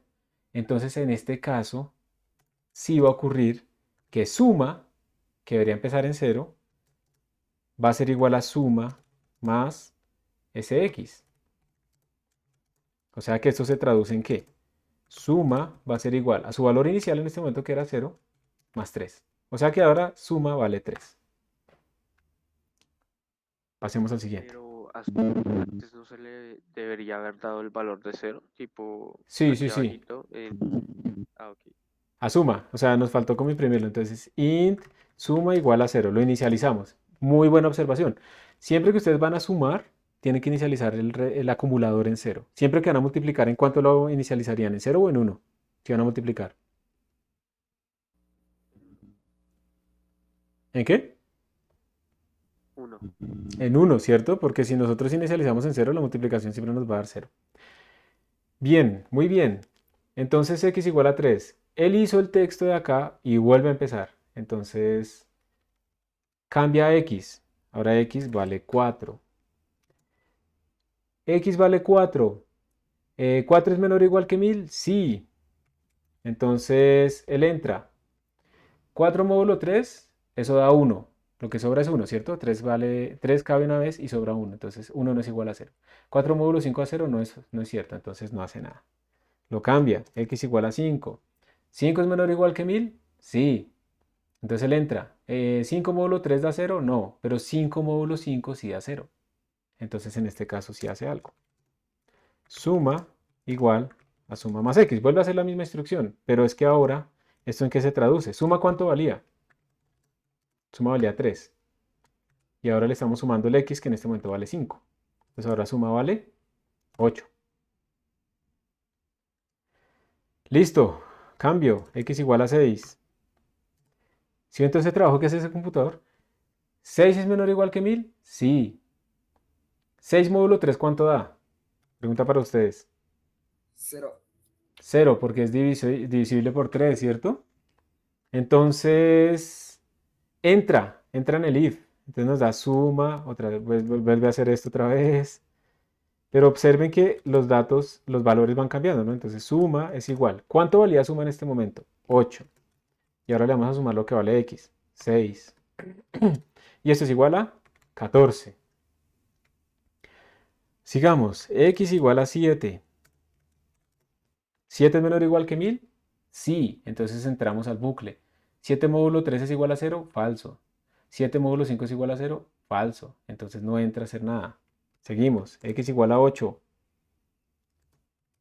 ¿8 es menor o igual que 1000? Sí. ¿8 módulo 3 da 0? No, no es divisible. ¿8 es divisible por 5? Tampoco, entonces no entramos. Cambiamos. X igual a 9. 9 módulo 3, ¿cuánto da? 0. 0. Entonces ahí sí entramos. Entonces volvemos a ejecutar lo que está adentro del if. Entonces esto nos daría suma igual a ¿qué? ¿Cuánto vale suma actualmente? Vale 14. 14. ¿Cuánto vale x actualmente? Me perdí. 9, ¿cierto? Entonces esto nos da 23. Que ese es el ejemplo que pusieron acá. Si vieron que si listamos los números naturales menores. Ojo, aquí no dice below or equal. Dice below. Entonces por eso solo se sumó hasta el 9. Porque si fuera below or equal, también se incluiría el 10 y entonces cambiaría el valor. Entonces miren que aquí acabamos de comprobar que efectivamente la suma da 23. Manualmente. Pero pues yo no voy a hacer esto hasta 1000, ¿no? ¿cierto? Esto no lo vamos a hacer hasta 1000. Y esto es, digamos, aquí acabo de mostrarles un montón de cosas, cómo hacer un for, cómo hacer un if, cómo hacer una comparación y cómo hacer una actualización. Entonces, en este momento, si fuéramos hasta menor estrictamente que 10, pues ya terminaríamos, saldríamos del bucle. Vamos a cambiarlo acá, vamos a ponerle hasta 10, estrictamente menor. Entonces, lo que pasa en el bucle ahora es lo siguiente, miren. Él hace la condición de cambio. Ahora x vale 10. Y él va y mira, ¿10 es estrictamente menor que 10? Eso es falso. Entonces se sale. Esto sale del loop. Y sigue con la siguiente instrucción. Después del loop tenemos esta impresión. Entonces se imprime el valor de x, o sea que se imprime el número 23. Y eso es lo que va a suceder. ¿Listo? Profe, entonces, digamos, con el for, ahí lo que sucede es, porque digamos, tiene tres fases el for, ¿no? La inicialización del x, la condición, y después lo que pasa al final, ¿sí? El cambio cada vez que Entonces, termino. Ajá. entonces se supondría que al inicio, cuando comienza el for, se inicializa la x.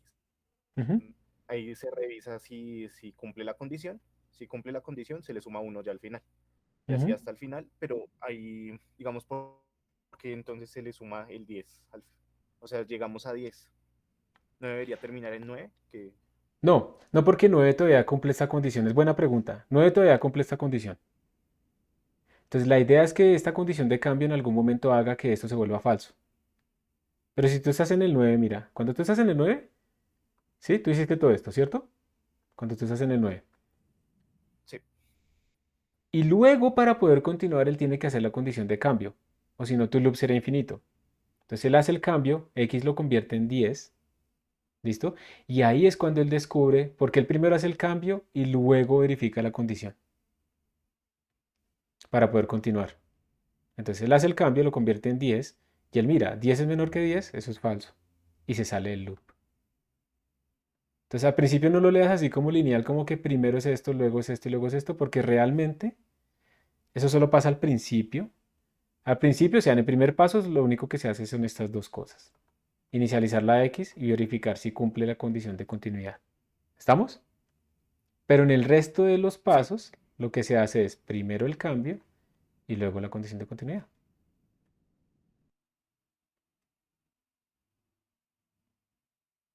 ¿Está bien? Entonces, si tú imprimieras, perdón, aquí yo me equivoqué, aquí se imprime suma, ¿no? Si yo imprimiera X también,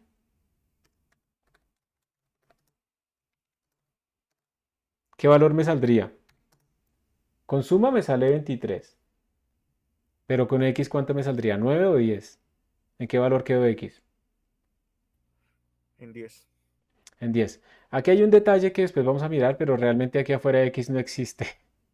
Y esto nos va a salir un error. ¿Y por qué no existe? Porque yo lo declaré. No, Uy, no te oiga, escuché nada. ¿cómo es que creo que es porque se suma el 9 más 1, pero no cumple que x sea menor estrictamente que 10, entonces creo que es por eso. Eso es porque se sale. Ajá. Pero también hay otra relación y es que yo hice algo acá que fue declarar la variable dentro del for. Y resulta que en C++ y en todos los lenguajes de programación las variables tienen algo que se llama alcance, que es donde las puedo ver. Y el alcance acá es a nivel de corchetes. Entonces, como esta variable de x fue declarado dentro de estos corchetes, solo existe ahí dentro de esos corchetes. Y se desaparece cuando yo me salga de esos corchetes. Entonces, les voy a mostrar un recurso que es bastante útil para uno entender un poquito estas cosas. Lo vamos a utilizar de vez en cuando. ¿Hay alguna pregunta antes de que me salga de acá? Porque lo voy a borrar. Yo tengo una. Dale. Es que me estaba preguntando qué pasa si X es divisible entre 3 y 5, no se sumaría dos veces. Buena pregunta, pero no. Digamos que estamos hablando del número 15, ¿cierto? Entonces, lo que sucede acá es que él dice, estoy x vale 15. Y estamos, digamos, comparando con los números menores que 1000. 15 módulo 3 me da 0. O sea que esto dio true. 15 módulo 5 da 0. Y de forma lógica, cuando tú tienes true o true, toda esta condición, que es la que está mirando el if, pues da true. Entonces entra una sola vez. No es que entre dos veces. Si tú tuvieras dos if diferentes, ahí sí pasaría eso. Pero como los tenemos toda la condición en una sola, ahí no pasa eso de que entre dos veces. ¿Listo? Ok. Buena pregunta. ¿Alguna otra pregunta? Eh, Sí. Pues es más relacionada a la estructura del for. Ajá. Veremos cómo, digamos, se llegó a estructurar a que el for se maneje como se maneje, o sea, que solamente la primera interacción inicialice la variable y después las siguientes interacciones no la inicialicen. Sí, digamos que eso es como así se definió el for.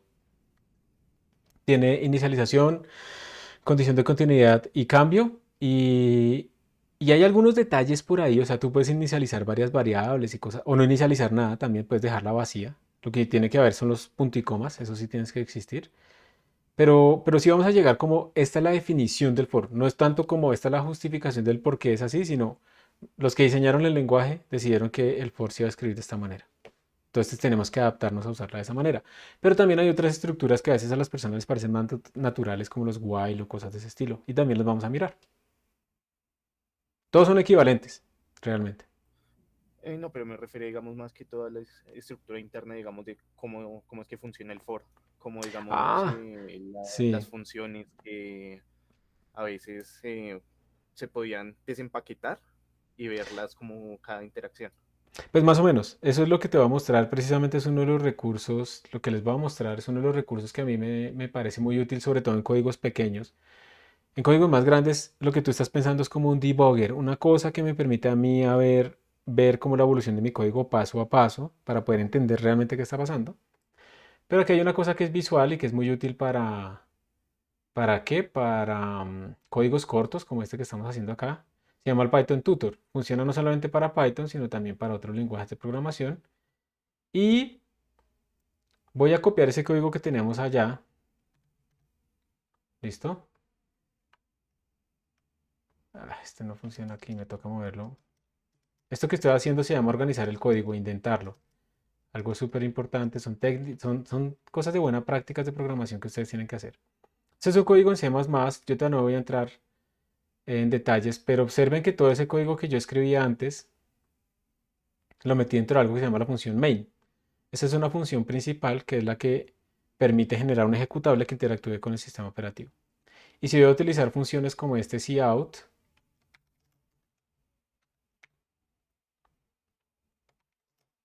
eso es un carácter de nueva línea, como un enter en la línea de comando.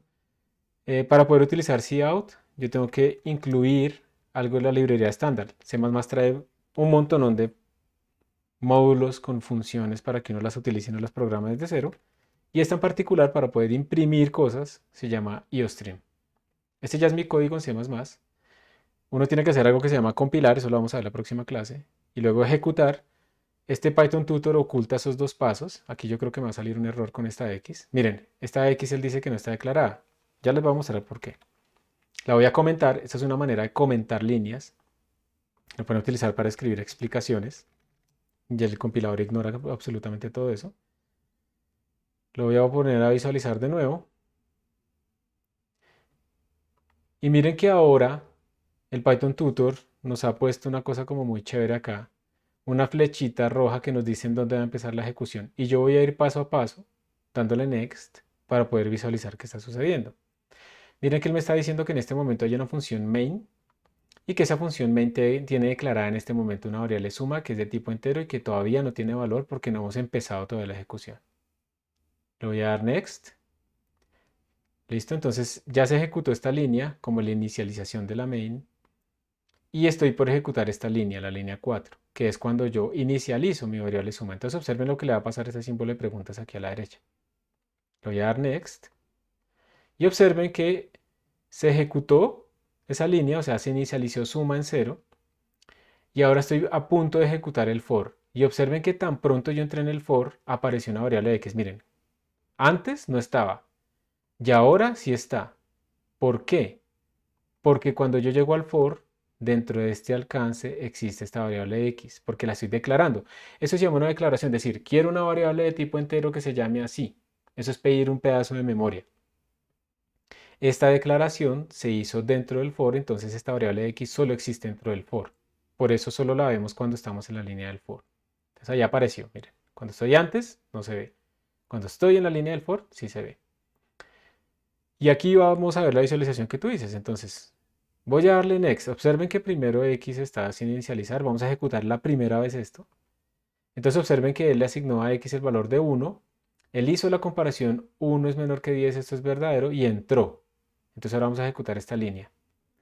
Y observen lo que va a pasar. Si 1 módulo 3, si 1 es divisible por 3 o 1 es divisible por 5, entraríamos aquí. Pero eso no va a pasar. 1 no es divisible por 3, ni 1 es divisible por 5. Entonces lo que va a hacer esta ejecución es que va a decir esta condición es falsa, los dos son falsos, entonces yo me salto. Me voy al final del if. Y como no hay más instrucciones, vamos a volver a empezar el for. Miren, saltó y volvió a empezar el for. Si ven que no entró al if y como no hay más instrucciones, pues no hizo nada más. Entonces él volvió acá, al for. Lo voy a devolver, miren. Él evaluó esta cosa lógica, le dio que todo era falso, entonces no hay nada más después de este if, entonces ¡pum!, volvió al for. Volvió al for. Ahora, ¿qué va a hacer? Va a cambiar a x más 1, o sea, lo va a convertir en 2. Va a comparar si 2 es menor que 10. Y si eso es verdad, va a entrar dentro del for. ¿Sí ven? Lo cambió en 2, vio que esa condición era verdadera y entró dentro del for. Va a volver a mirar la condición lógica. 3 no es no es divisor de 2, 5 tampoco, entonces esto nos va a dar falso en ambos casos, entonces completamente va a dar falso. Y entonces, como no hay ninguna instrucción después de este if dentro del for, él se va a devolver al inicio. Ahí va. ¡Pap! Se devolvió. Ahora x va a valer 3. ¿3 es menor que 10? Sí, entonces por eso entró al for. 3 módulo 3 sí es 0. Entonces esto va a dar true. No importa que esto dé false, pues porque esto es un o. True or false me da true. Al menos uno de los dos vale true para que sea true el total. Entonces, como esto sí es true, él va a entrar. Recuerden que suma está en 0. Y miren lo que va a pasar ahora. Next. Ahora sí entró al if, no se lo saltó. Y va a ejecutar esa línea. ¡Pap! Entonces suma cambió a 3. Mírenlo. Ahí está en 0. La ejecutó y ahora cambió a 3. Volvemos al inicio. Va a cambiar a x a 4. ¿4 es menor que 10? Sí, entonces entró. Va a verificar otra vez la condición lógica que le va a dar falso. Esto es falso con el 4. Se sale. Cambia a 5. ¿5 es menor que 10? Sí, entró. ¿5 módulo 3 es igual a 0? No. Pero 5 módulo 5 sí es igual a 0. O sea que esta condición lógica es false or true. O sea que esto nos va a dar true. Y entonces va a entrar. Entró. Le suma. Ahora este man vale 8. Y vuelve a empezar porque no hay más instrucciones. Cambia de x a 6. 6 módulo 3 sí da 0. Exactamente lo que hicimos antes manualmente. Entonces va a entrar al if. Ahora le vamos a sumar ese 6 a nuestro 8. Ya vamos en 14. Lo convierte en 7. 7 no es divisible por 3, de hecho es un número primo, ni es divisible por 5. Entonces se salta el if, vuelve allá, lo convierte en 8. 8 no es divisible por 3 ni por 5, entonces no hace nada. Lo convierte en 9. Y aquí viene la clave. ¿9 es divisible por 3? Sí. 9 no es divisible por 5, entonces tenemos true or false. Esto nos da true. Entonces él entra. Acumula ese 9. Pan, 23. Y en este momento él tiene que hacer el cambio. Va a cambiar el 9 a 10. Y este valor de continuidad le va a decir 10 es menor que 10 estrictamente. Eso es falso. Y se va a salir del for. Entonces observen que esta flecha se va a saltar.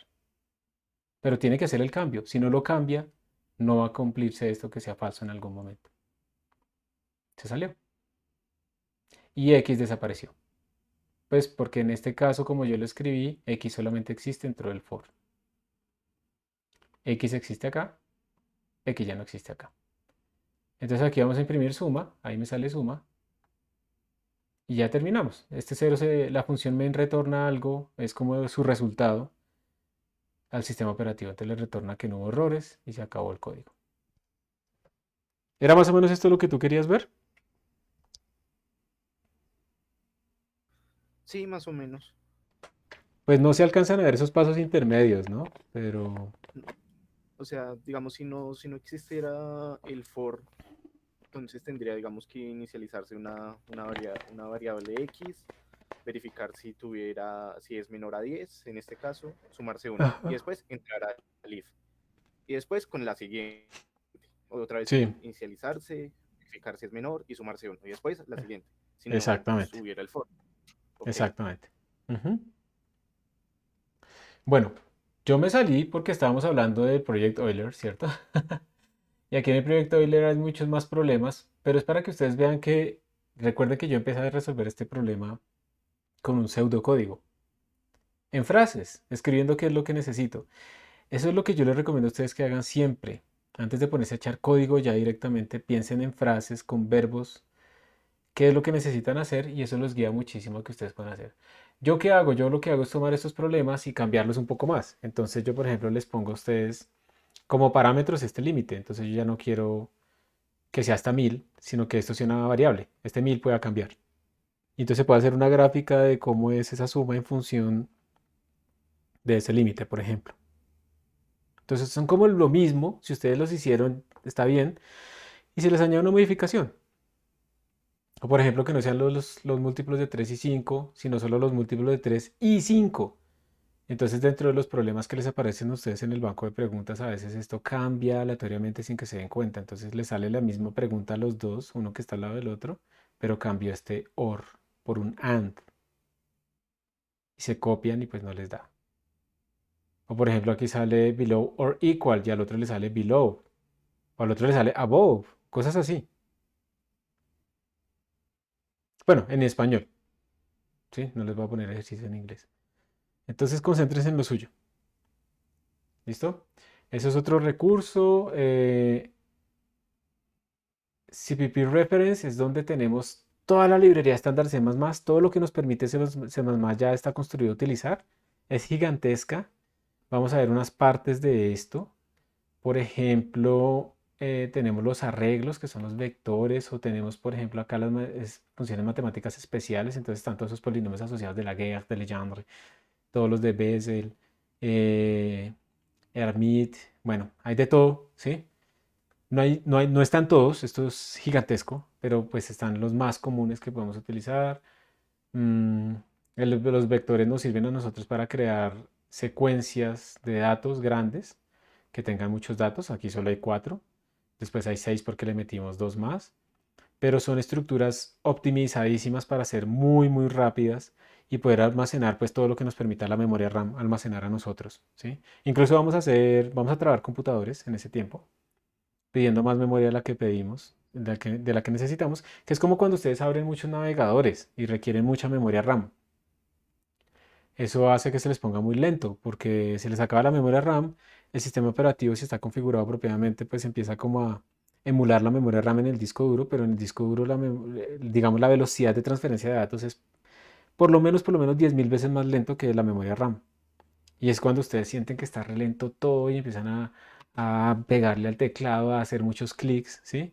Y no lo van a resolver porque lo que están haciendo es poner más instrucciones en la cola, que ya está completamente lenta porque estamos leyendo un dispositivo. Por eso una de las cosas que uno debe tener en cuenta cuando va a comprar el computador es la cantidad de RAM y si la puede aumentar. Eso es muy importante. Casi que es más importante que el procesador inicialmente. La RAM. Entonces, ahorita todavía me molesta que venden computadores aquí en Colombia de 4 GB de memoria RAM. Esta vaina tiene más memoria que eso, ¿sí? Un celular. Entonces, sí, uno puede abrir ahí Windows, está bien, pero eso no les va a funcionar. Abran un navegador con 2 tabs y ya se les comió esos 4, es lo que les sobra del sistema operativo, esos 3 GB de memoria RAM, se les comió. Y ya empezaron a tener lento. Y eso es horrible, ¿no? Uno de pronto ahorrando un montón y compra su computador y le tocó el de 4 GB porque no le alcanzaba y esa vaina relenta. Eso es muy frustrante porque a uno le tocó de todas maneras sacrificarse mucho, ¿no? Entonces, pilas con eso. La RAM es muy importante. El disco duro también. Eso es como lo segundo. Y después el procesador, pues que si entre más núcleos tenga y cosas, pues es mejor. Pero pues también eso dispara el presupuesto. Y hay algunas paginitas como esta, que tienen como unas infografías que a mí me parecen como muy útiles y las vamos a utilizar muchísimo nosotros en nuestro trabajo acá, para poder visualizar un poco esas estructuras de datos que a veces uno como que se pierde de todo lo que le dan, uno no entiende bien cómo utilizarlas. Hay otros sitios como Code Combat donde ustedes pueden hacer desafíos de programación, ¿sí? Cosas de ese estilo. Hay muchos cursos de C++ para complementar. Como les digo, nosotros aquí no estamos viéndolo todo. Entonces yo recomendaría el de LearnCPP, pero pues hay otros que también son buenos. Hay también cursos virtuales. Es bueno complementar, ¿sí? Estos son de ejercicios. Esto es si ustedes tienen problemas con el shell, con la consola, cuando la estamos utilizando. Entonces también hay algunas tutoriales muy chéveres, así como visuales para jugar con eso. Está el Python Tutor. O sea, aquí les tengo muchísimos recursos por si ustedes quieren como complementar lo que estamos viendo. Y por último, entonces aquí está el Classroom. Esto casi no lo vamos a usar. Vamos a utilizar principalmente Moodle. Por último, quería mostrarles esto, creo. Sí. ¿Sí o no? Este. Este es donde vamos a arrancar la próxima clase. Es un repositorio donde vamos a ir colocando como estas nuevas lectures que estoy haciendo de C++, pero en Jupyter. Se los voy a copiar acá, porque realmente no quiero que en este momento se compliquen un poco con que no pueden acceder a la sala y eso, sino que puedan empezar a trabajar. Si yo le doy clic aquí, me aparecen unos notebooks, como ustedes pueden ver. Y entonces, ahora no estoy seguro de si esto lo tengo.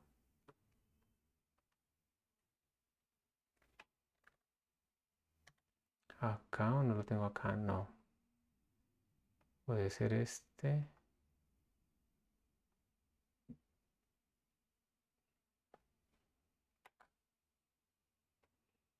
Y esto lo vamos a poder utilizar de esta manera. Miren, la primera forma es, que aquí me equivoqué. Voy a entrar aquí y aquí tengo unas cosas raras que dicen Basic CPP y hay otra cosa que dice Fast Paced Intro. Bueno, estos son archivos de algo que se llama notebooks de Python y ustedes pueden venir. La próxima clase lo vamos a hacer desde cero todo. Ustedes pueden venir aquí a Colab. Esto es Google Colaboratory. Les voy a copiar el link para que lo tengan también listo. Y ahí ustedes le dicen, mire, yo quiero de GitHub, donde ese profesor está colocando las lectures, ¿sí? Quiero que usted vaya allá y me traiga un repositorio. Me hizo el colab. Entonces yo lo que tengo que poner aquí es el nombre del usuario. Ah, no, esto no es. El nombre del usuario mío, allá en GitHub, que sí le voy a dar uno, y el nombre del repositorio. Yo le pongo ahí que busque. Y él encontró estos dos. Entonces yo, por ejemplo, voy a abrir este. Y con esto ya tenemos nuestro entorno de trabajo sin instalar absolutamente nada y sin tener que por ahora acceder a la sala. Ahora, aquí estamos haciendo un truco y es un truco que tiene que ver con ejecutar comandos. ¿Dónde está? Comandos en la consola desde este entorno colaborativo de Colab.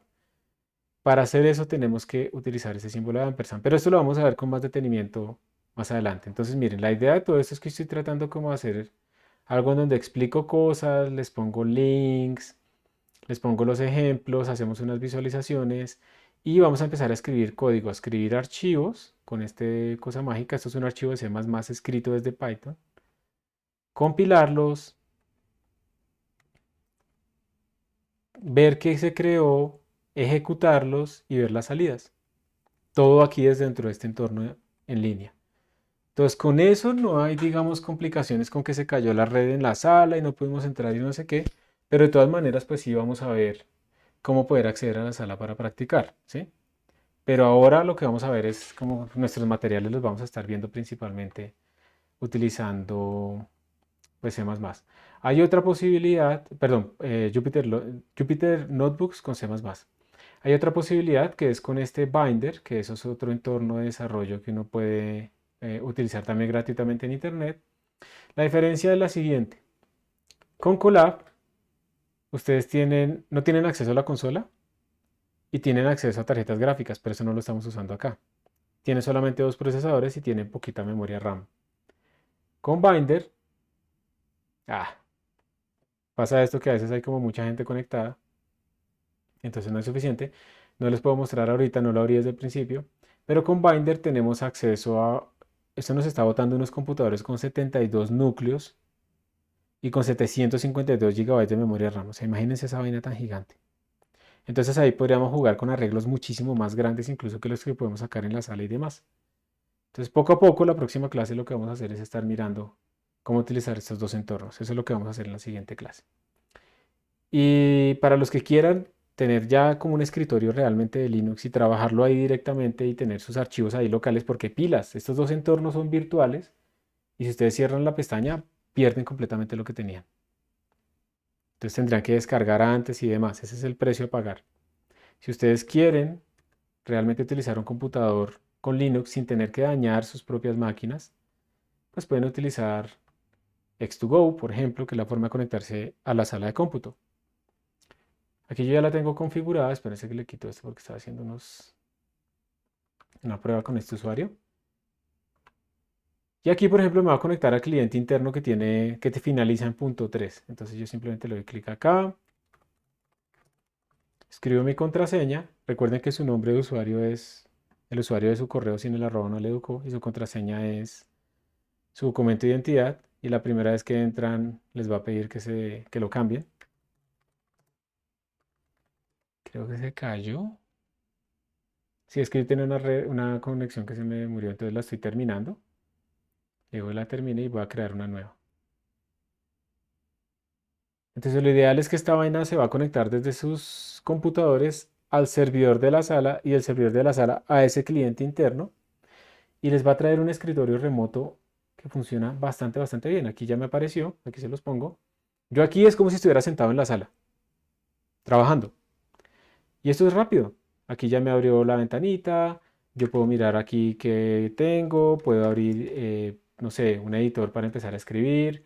Aquí ustedes tienen disponible también, esto es Linux ya, pues tienen disponible aquí en el menú en Development, tienen disponible muchos editores y también está Visual Studio, aquí está VS Code. Yo no me acuerdo cómo se llama el otro, no lo veo.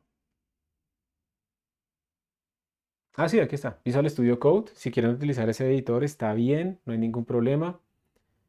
Eh, Pueden navegar. Yo incluso aquí tengo compartida una carpeta entre ese computador y mi computador local. Todo esto está explicado cómo hacerlo en este link. Se los voy a copiar también. Aquí dice que instalan, cómo se conectan, etcétera, etcétera, etcétera. Aquí está absolutamente todo con foticos de dónde poner los settings. Se los copio acá. Pregunta Juan Nicolás, ¿los ejercicios tareas calificables en qué plataforma de escritorio lo hacemos? Principalmente van a estar en Classroom o en Moodle. Van a estar en esas dos. Vamos a tratar de utilizar al máximo Moodle. Eso va a ser como el énfasis. Pero algunas veces va a ser en Classroom. Ahí se les irá diciendo. Y pues ya. ¿Ya puedo mostrar, Sí, ya puedo mostrar el problema que está teniendo? sí, muestra. Profe, entonces estas plataformas que usted nos está mostrando, pues es voluntario, o sea, instalarlas, uno podría utilizar la plataforma que más le resulte conveniente a uno, ¿cierto? Exactamente. Yo lo que siempre les recomiendo es tengan como dos plataformas, ¿sí? Una local, o bueno, la de la sala, más otra cosa, para que si falla algo puedan utilizar otra cosa, ¿sí? Si para ustedes es complicado lo de entrar a la sala por ahora, utilicen solamente Colab, ¿sí? Que lo vamos a volver a ver en la siguiente clase. Si prefieren Binder, también. O sea, véanlas todas, traten de utilizarlas todas, pero pues obviamente Colab y Binder lo vamos a ver con más detenimiento en la próxima clase. Pero pues no es obligatorio, ustedes escogen dónde. Lo importante es que tengan dónde trabajar desde ya. El semestre pasado ocurrió que un estudiante no había hecho nada porque no sabía cómo empezar y a mitad de semestre apenas dijo eso. Y pues fue terrible, ¿sí? Desde ya. Y la otra clase, todos trabajando y todos miramos qué problemas tenemos. Entonces, a ver, Miguel, tú tienes acá esto configurado, la contraseña Sí, la escribiste bien, listo, dale OK.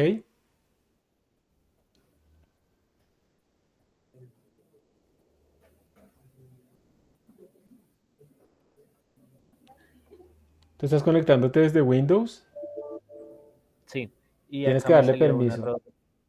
Eh, Acá me salió un error ya, pero creo que no lo estaba compartiendo. Voy a mostrar pantalla no, no veo para todo. poder. Te iba a decir que Windows dice que eso es como un virus y que no sé qué. El antivirus tienes que darle permiso para que se conecte.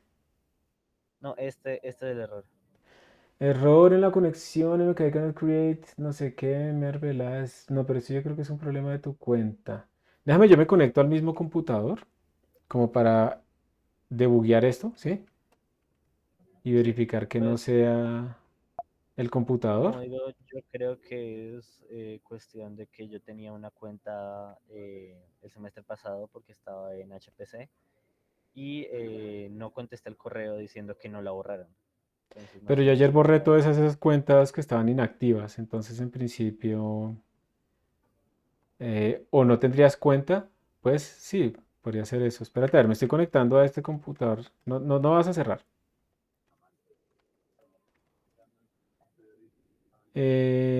Y yo podría revisar tu usuario. ¿Sabes qué? Yo creo que el problema realmente es de tu usuario. Entonces, si quieres, más bien mándame un correo y yo reviso tu usuario. Me dices, yo tengo el problema en la clase, no sé qué, mi usuario es este. Y yo lo reviso y te escribo. ¿Listo? Porque yo sí puedo entrar sin problema a ese computador. Ok, gracias. Listo. Lo bueno de la sala es que no importa ustedes a qué computador entren, todos sus archivos siempre les aparecen en el mismo sitio y demás. Entonces, la próxima clase veremos más sobre estas herramientas y también, pues empezaremos a programar un poquito más. ¿Listos?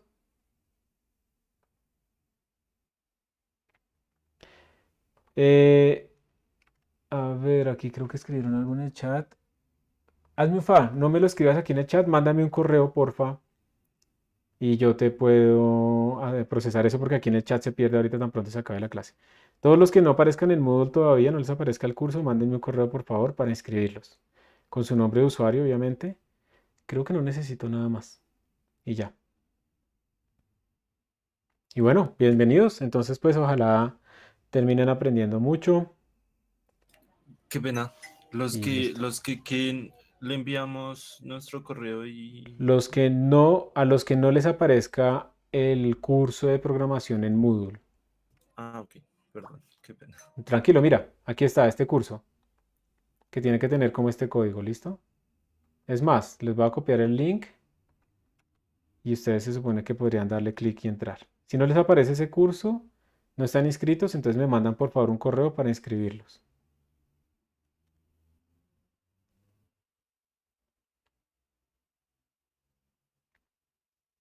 ¿Listo? ¿No hay más preguntas? Profe, yo Sí. utilizo Sublime Text para programar en Python, pero no sé qué referencias tiene usted para programación en C++. Nada, eso es lo mismo, es que esos son editores, eso no tiene nada que ver. Si tú eres un buen programador, así programes en una tabla, no pasa nada, ¿listo? Entonces Ok, está vale, bien, profe. Gracias. está bien. Solamente que los programas en C++ pues terminan en CPP, no en Py.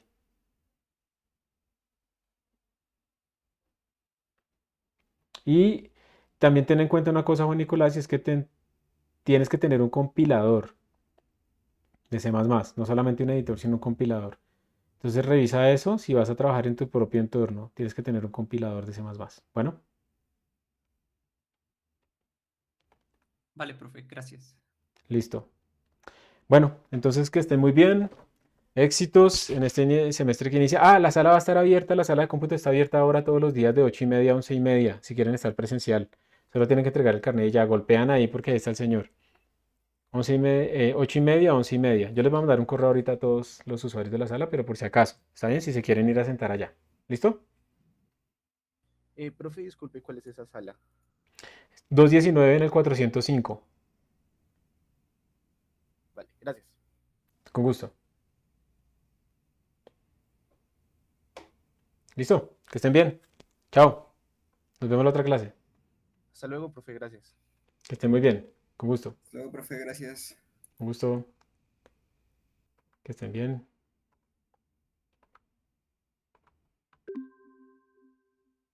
Hasta luego, profe, gracias. Con gusto. Chao, José Alejandro. Uf.